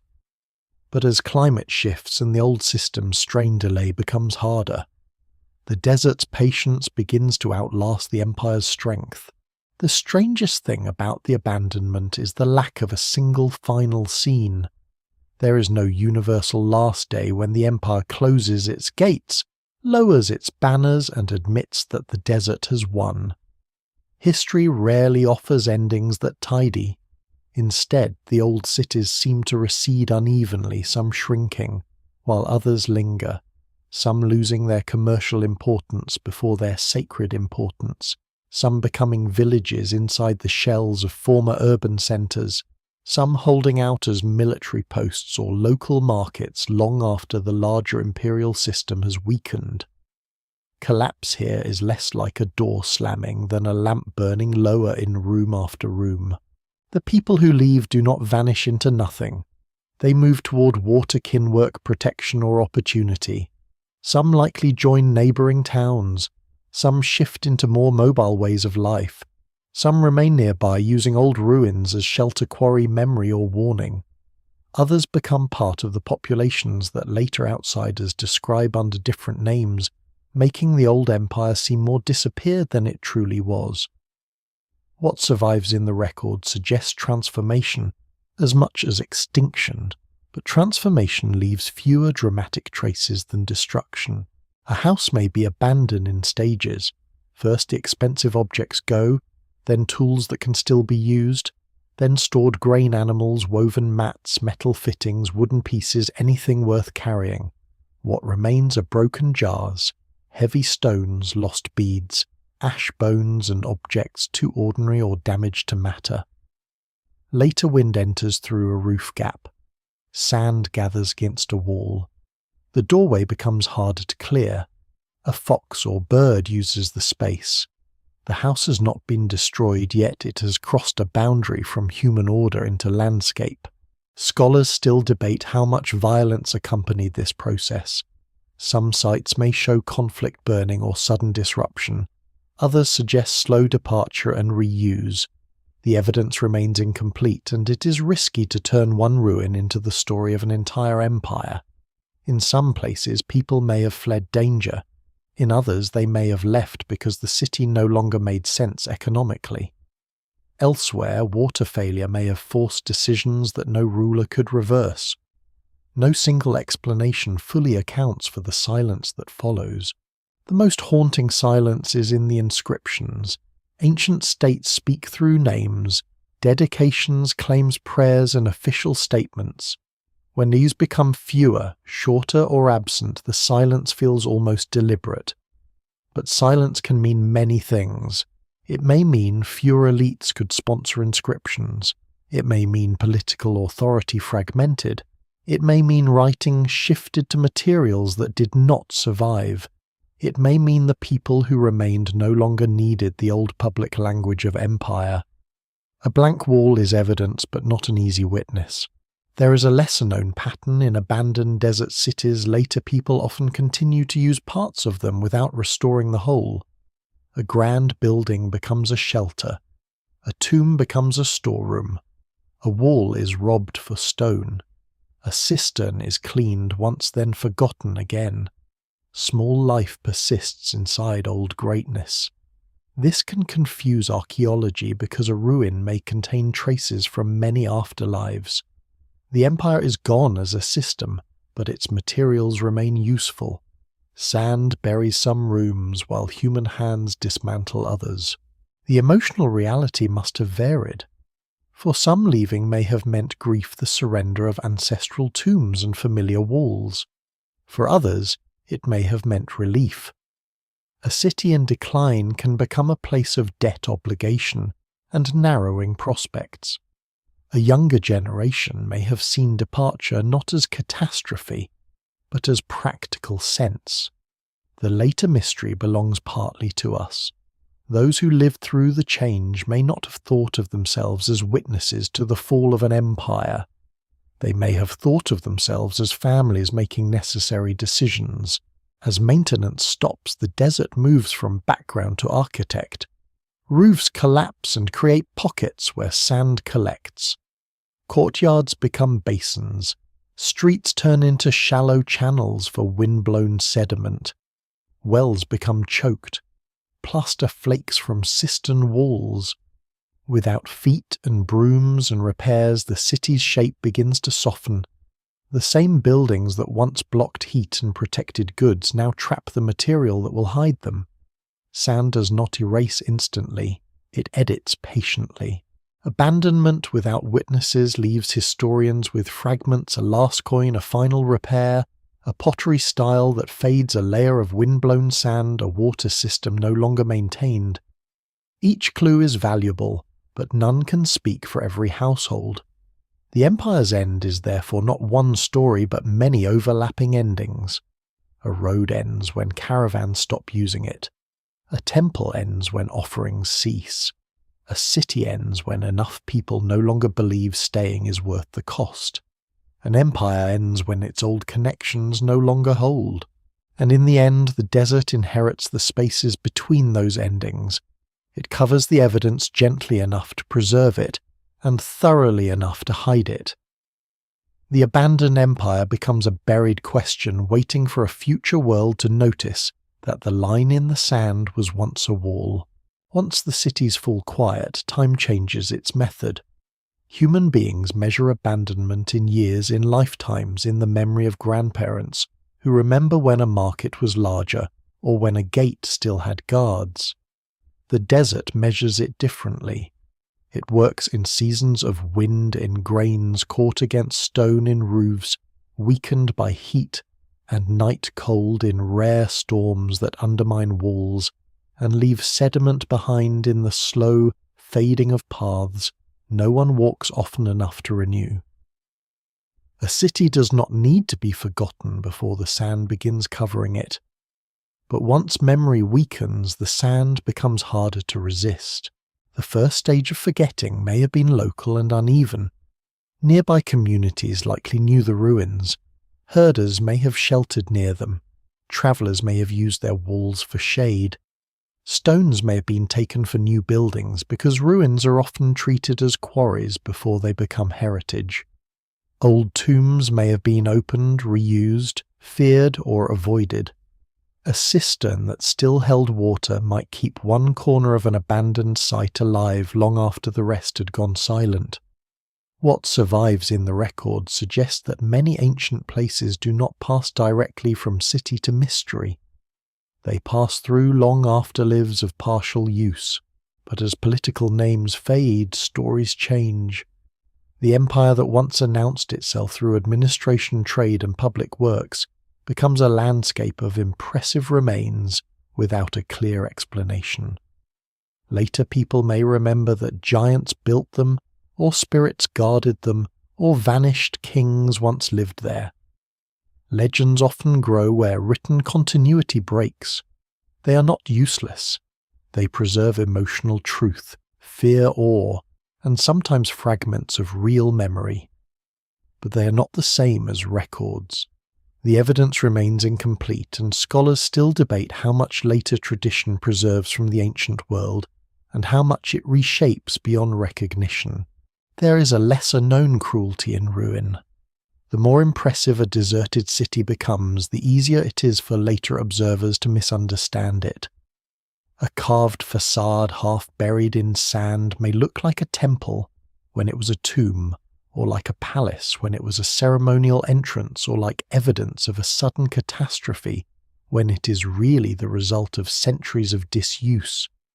A blocked channel may be read as proof of drought when it may also show neglect after trade decline.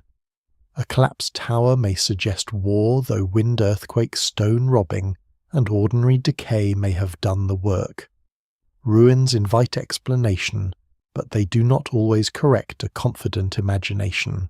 Travelers who encountered such places in later centuries often saw them through the expectations of their own worlds. Some were searching for biblical cities, classical names, treasure-lost tribes, ancient wisdom, or warnings about pride. Others were practical people crossing difficult land, less interested in romance than in water and safety. A ruin could be a landmark before it was a subject of study. It could tell a caravan where it was, even if no one remembered who built it. In that sense, the dead empire continued to guide movement after its political life had ended. Sand deepens the mystery because it hides scale. A half-buried wall may be the edge of a small fort or the visible tip of a city.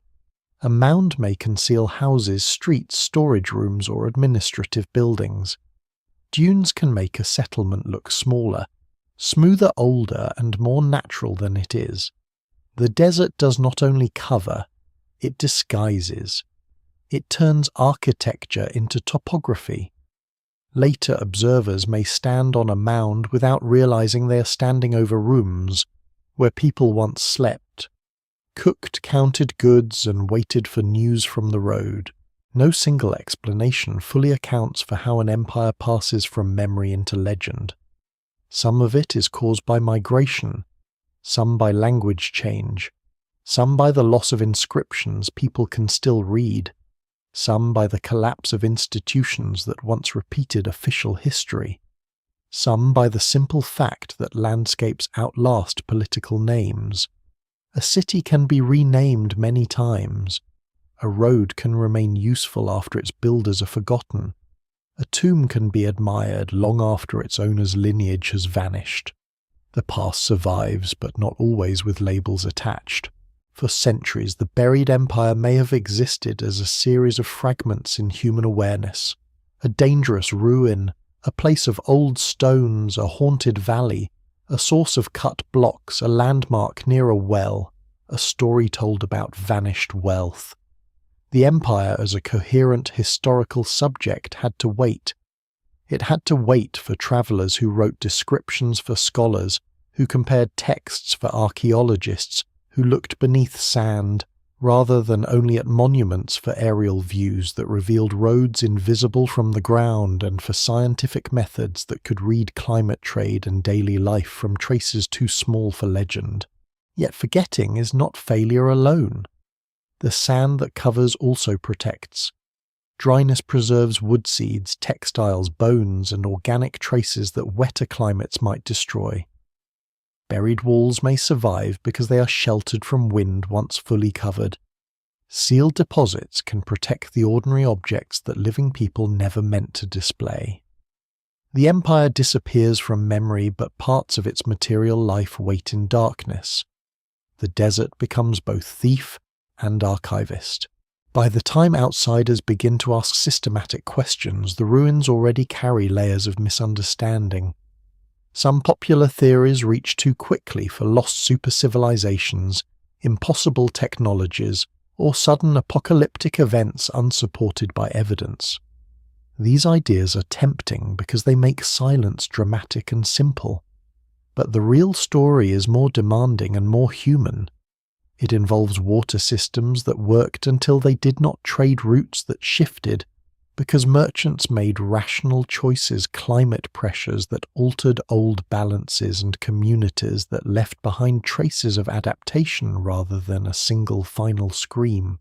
The empire was buried, forgotten, and misremembered because that is what happens when a complex society loses the institutions that explain itself. Sand covered the buildings, time covered the names, legend covered the gaps. Later curiosity then had to uncover all three. Beneath the dunes lay not a fantasy of vanished giants, but something more impressive: the remains of people who knew the desert intimately, built against its limits, prospered through its roads, and eventually became part of its silence. Rediscovery begins with the change in attention. The ruins had not been invisible to everyone. Local people knew them, passed near them, reused them, named them, feared them, sheltered in them, or told stories about them. But there is a difference between knowing a ruin exists and asking what kind of world produced it. For a long time, the desert empire remained scattered across memory and landscape present as walls, mounds, tombs, and broken channels, but absent as a connected history. Then travellers, surveyors, scholars, and eventually archaeologists began to treat the sand not as an ending but as a cover. The earliest written descriptions often mixed observation with misunderstanding. A traveller might record a carved facade, a line of walls, an inscription, or a dry reservoir but without the tools to date it, or the broader evidence to place it in context. Some ruins were assigned to famous peoples simply because famous names were available. Others were treated as marvels without history, or as warnings about vanished pride. Still, even imperfect accounts mattered. They fixed locations in writing. They drew attention to places that had been known locally for generations. They began the long process of turning rumour into research. What survives in the record becomes clearer when archaeology changes the scale of vision. On the ground, a desert site may seem fragmentary. A wall here, a mound there, stones scattered across a slope. From above, patterns emerge. Old roads appear as faint lines. Field systems reveal themselves as geometric scars. Forts align with routes. Dams, channels, terraces and caravan stations begin to connect. A buried city becomes part of a network again. The empire once reduced to isolated ruins starts to regain its shape. A lesser-known revolution in desert archaeology came from seeing what the eye at ground level could not easily hold together. Aerial photography, satellite imagery, and remote sensing have revealed tracks, ancient water systems, and settlement patterns across landscapes too vast to survey only by walking. Some caravan routes are visible as subtle changes in surface color or texture. Some buried walls affect vegetation or soil moisture. Some ancient fields appear as faint grids after the right light season or imaging method. The desert that seems empty from a distance becomes crowded with traces when viewed differently. Excavation then brings the story back down to human scale. A satellite can show a road, but a shard of pottery can suggest who used it and when. A mapped cistern can show water management, but sediment inside it can hint at flooding, neglect, or repair. A tomb can reveal status, belief, diet, diseasecraft, and contact. A storage jar can speak of grain oil, wine, or trade. Animal bones can show whether caravans relied on camels, donkeys, sheep, goats, or other livestock in different periods. Seeds and pollen can suggest what people grew, imported, or gathered. The empire reappears not as legend, but as evidence. Scholars still debate many details because rediscovery does not end mystery. It refines it. Dates may shift as new evidence appears. A site once thought peripheral may prove central. A structure long described as military may turn out to have administrative, commercial, or ritual functions as well. Climate evidence may complicate old narratives of simple drought. Trade goods may show connections wider than expected. The evidence remains incomplete, but incompleteness in archaeology is not emptiness. It is an invitation to compare clues without forcing them into a story too neat to be true. Inscriptions are especially powerful when they survive. A name cut into stone can restore a ruler to history. A dedication can reveal a god, an office, a family, a language, or a political claim. Short texts scratched by travellers may be less grand than royal monuments, but they can be more intimate. They show movement, presence, literacy, devotion, boredom, pride, or fear. They turn anonymous roads into paths used by actual people. Yet inscriptions also have limits. They often represent those with power status or reason to write publicly. The poor, the enslaved, the transient, and many women and children remain harder to see, though they were essential to the life of the empire. Scientific methods add another layer. Radiocarbon dating can place organic remains within chronological ranges. Ceramic analysis can trace changing styles and trade. Isotopes can hint at diet mobility and water sources. Geoarchaeology can distinguish flood deposits from wind-blown sand. Microbotanical remains can reveal crops or wild plants. These methods do not remove uncertainty, but they make uncertainty more disciplined. They allow scholars to ask not only what collapsed, but how people lived before collapse became visible. No single rediscovery moment fully explains the empire.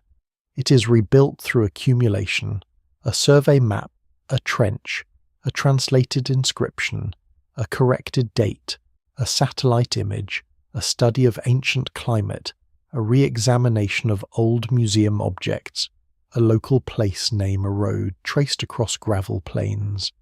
Each piece restores a small part of the network that sand and time separated. The result is not a resurrected empire in the romantic sense, but a more careful one, less simple, and more impressive. There is also humility in this work. The ruins do not give up their meaning easily. A buried room can surprise the excavator who thought the plan was understood. A dry channel can prove older or younger than expected. A famous monument can turn out to be part of a broader, ordinary landscape of workshops, houses, and storage. The empire that once ruled the desert resists being reduced to spectacle. Its most revealing traces are often not the most beautiful ones, but the practical ones: drains, jars, hearths, animal pens, repairs, and layers of wind-blown sand. Modern rediscovery also changes the moral shape of the story.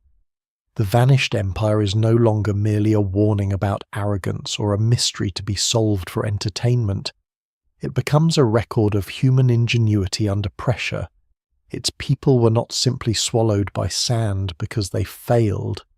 They succeeded for a very long time in a landscape that demanded intelligence every day.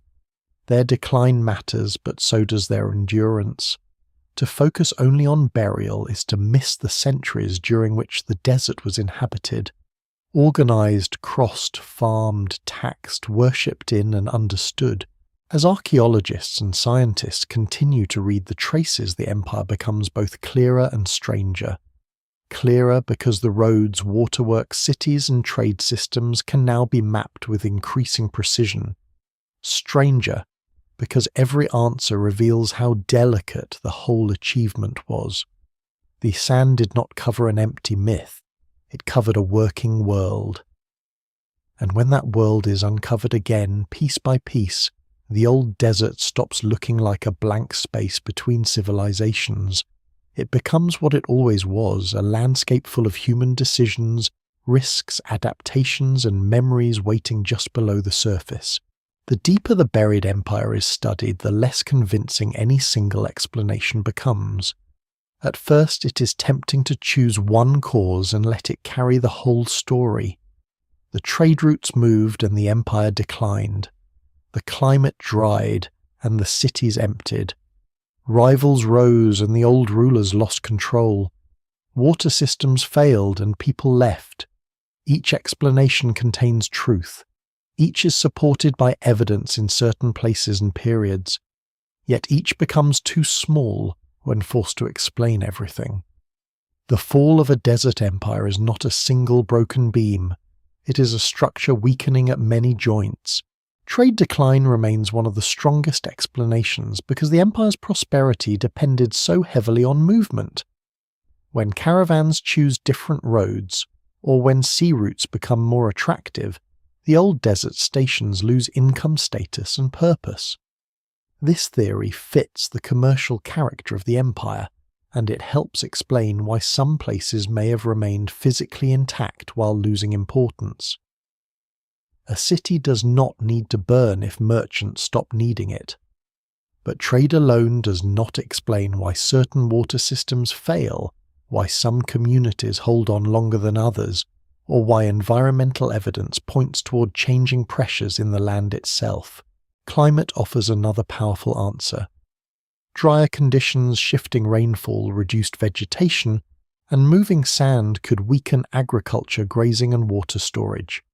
In a world already balanced close to scarcity, even modest climatic changes could have serious consequences. This explanation is compelling because it reaches beneath politics into the conditions of survival. Yet climate alone can become misleading if treated as fate. Ancient people were not helpless before weather. They adapted for generations. Some regions may have suffered more than others. Some settlements may have declined during dry periods, while others survived through trade migration or new strategies.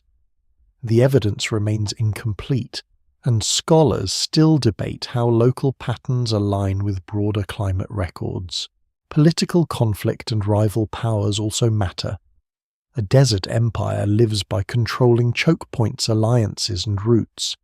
If neighboring states expand, if local leaders break away, if military pressure increases, or if administrative authority weakens, the whole system becomes less reliable.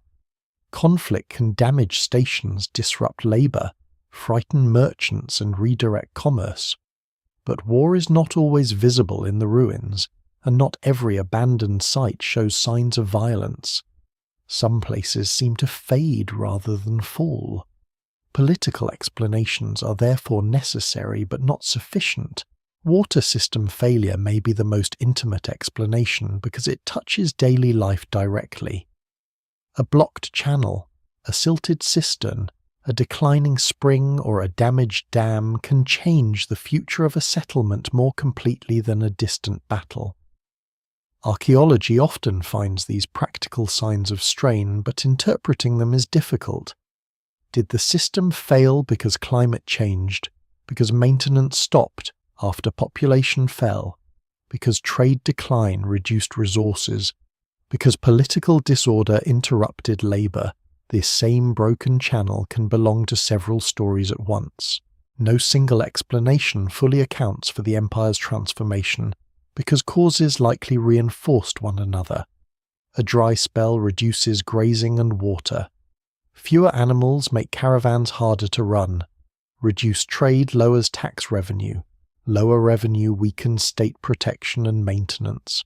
Weaker protection makes routes less attractive. Fewer caravans make stations less viable. People leave. As people leave, sand and silt reclaim the works that once held the landscape open.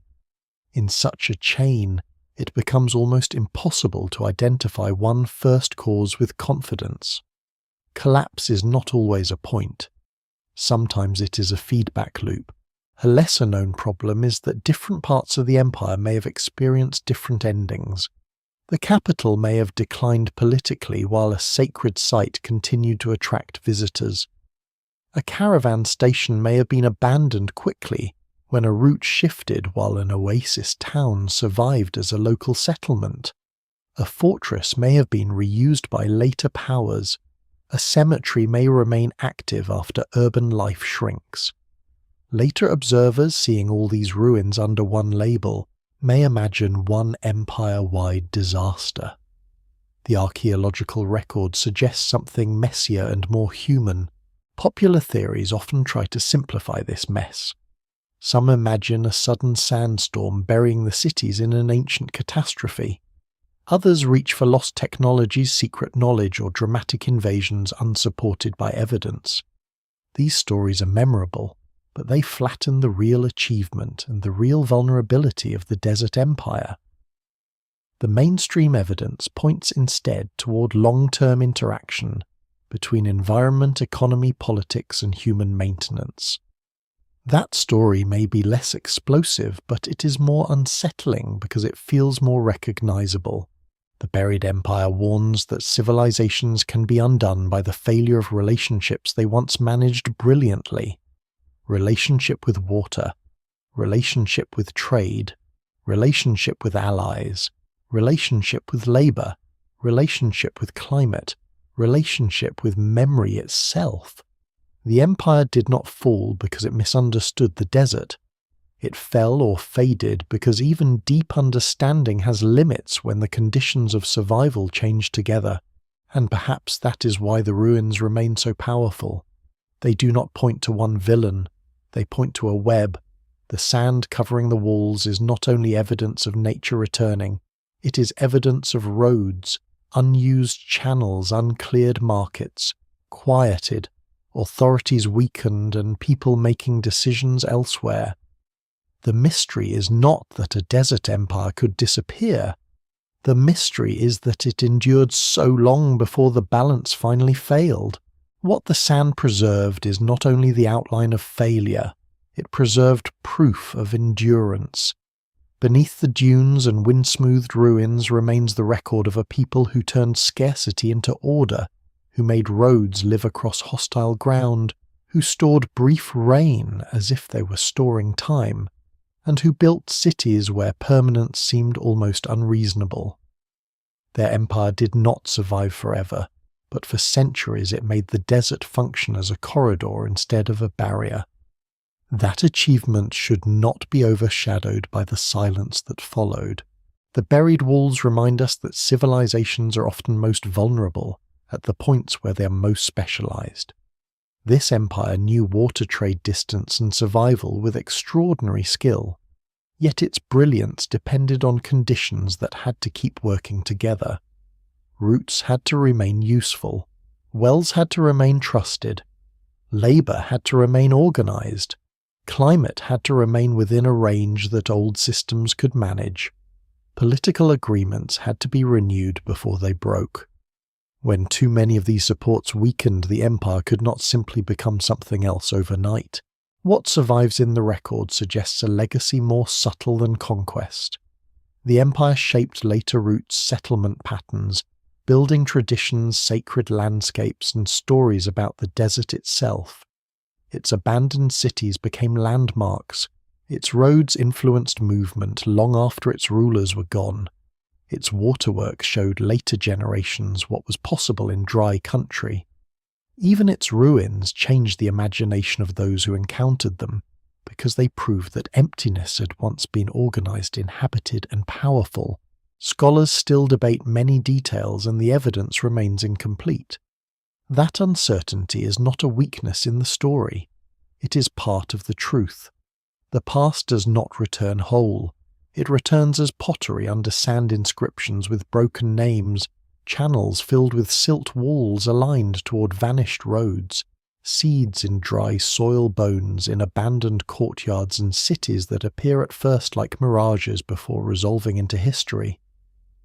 No single explanation fully accounts for the empire's rise or its disappearance, but the fragments together reveal a civilization built on attention to water, windstone trade, animals, strangers, gods, and danger. The final image is not only of burial, it is of survival through preservation. The desert hid what it also protected. Sand covered the empire, but it did not erase it completely. It weighted over the walls, sealed the rooms, softened the roads, and held the old world in suspension until another age could begin asking careful questions. And so the empire that ruled the desert remained suspended between mastery and warning. It teaches that landscapes are never passive backgrounds. They are partners, pressures, archives, and sometimes judges. The people who built this world were not foolish for trusting their systems. Every civilization must trust something: a river, a harvest, a road, a market, a climate, a law, a memory of how things have always worked. The danger begins when the trusted pattern changes faster than the society built around it can adapt. The desert is quiet now, but not empty. In the late light, the ruins still hold their shape. A broken wall casts a long shadow. A buried street runs beneath the surface.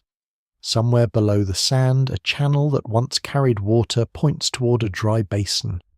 The empire is gone, but the evidence of its imagination remains. For a long time, people stood here and believed the road would continue. The wells would hold, the caravans would come, and the city would endure. Then the road thinned, the wells weakened, the caravans turned, the city emptied, the sand entered, and still after all that something remained. The desert at dusk does not explain itself. It only changes colour. Stone becomes bronze, then purple, then almost black. The heat leaves the walls slowly as if the ruins are exhaling the last warmth of a day that has repeated itself for centuries. Wind moves lightly through openings where doors once stood. Sand shifts across thresholds without urgency. Nothing here appears hurried. That may be the most unsettling part. Human lives rush. Governments rise, trade, expands, rulers build families, worry, cities argue with their landscapes, and then time continues with an almost unbearable calm. The empire that ruled this desert is gone, but it is not absent in the way a dream is absent. It remains in altered form. It remains as a line on a satellite image, as a buried cistern, as a carved stone face worn by wind, as a road that no longer carries caravans but still knows its direction. It remains in the lesson that survival is never only strength. Survival is adjustment. It is maintenance. It is memory renewed before it fades. It is the quiet work that keeps sand from filling the room. Every civilization imagines somewhere beneath its confidence that its arrangements are more permanent than they are. The desert does not mock this belief. It simply outlasts it. It receives the broken wall and the abandoned street without triumph. It covers what is left, not because it hates what people build, but because covering is one of the things deserts do, and sometimes by covering it preserves. So the final mystery is not only why the empire disappeared, it is how much of any world can disappear before those living inside it understand what is happening. A route changes, a reservoir fails, a market quiets, a young family leaves, a shrine receives one fewer offering. A city becomes a memory while some of its stones are still standing. Then much later someone sees a line in the sand and begins again.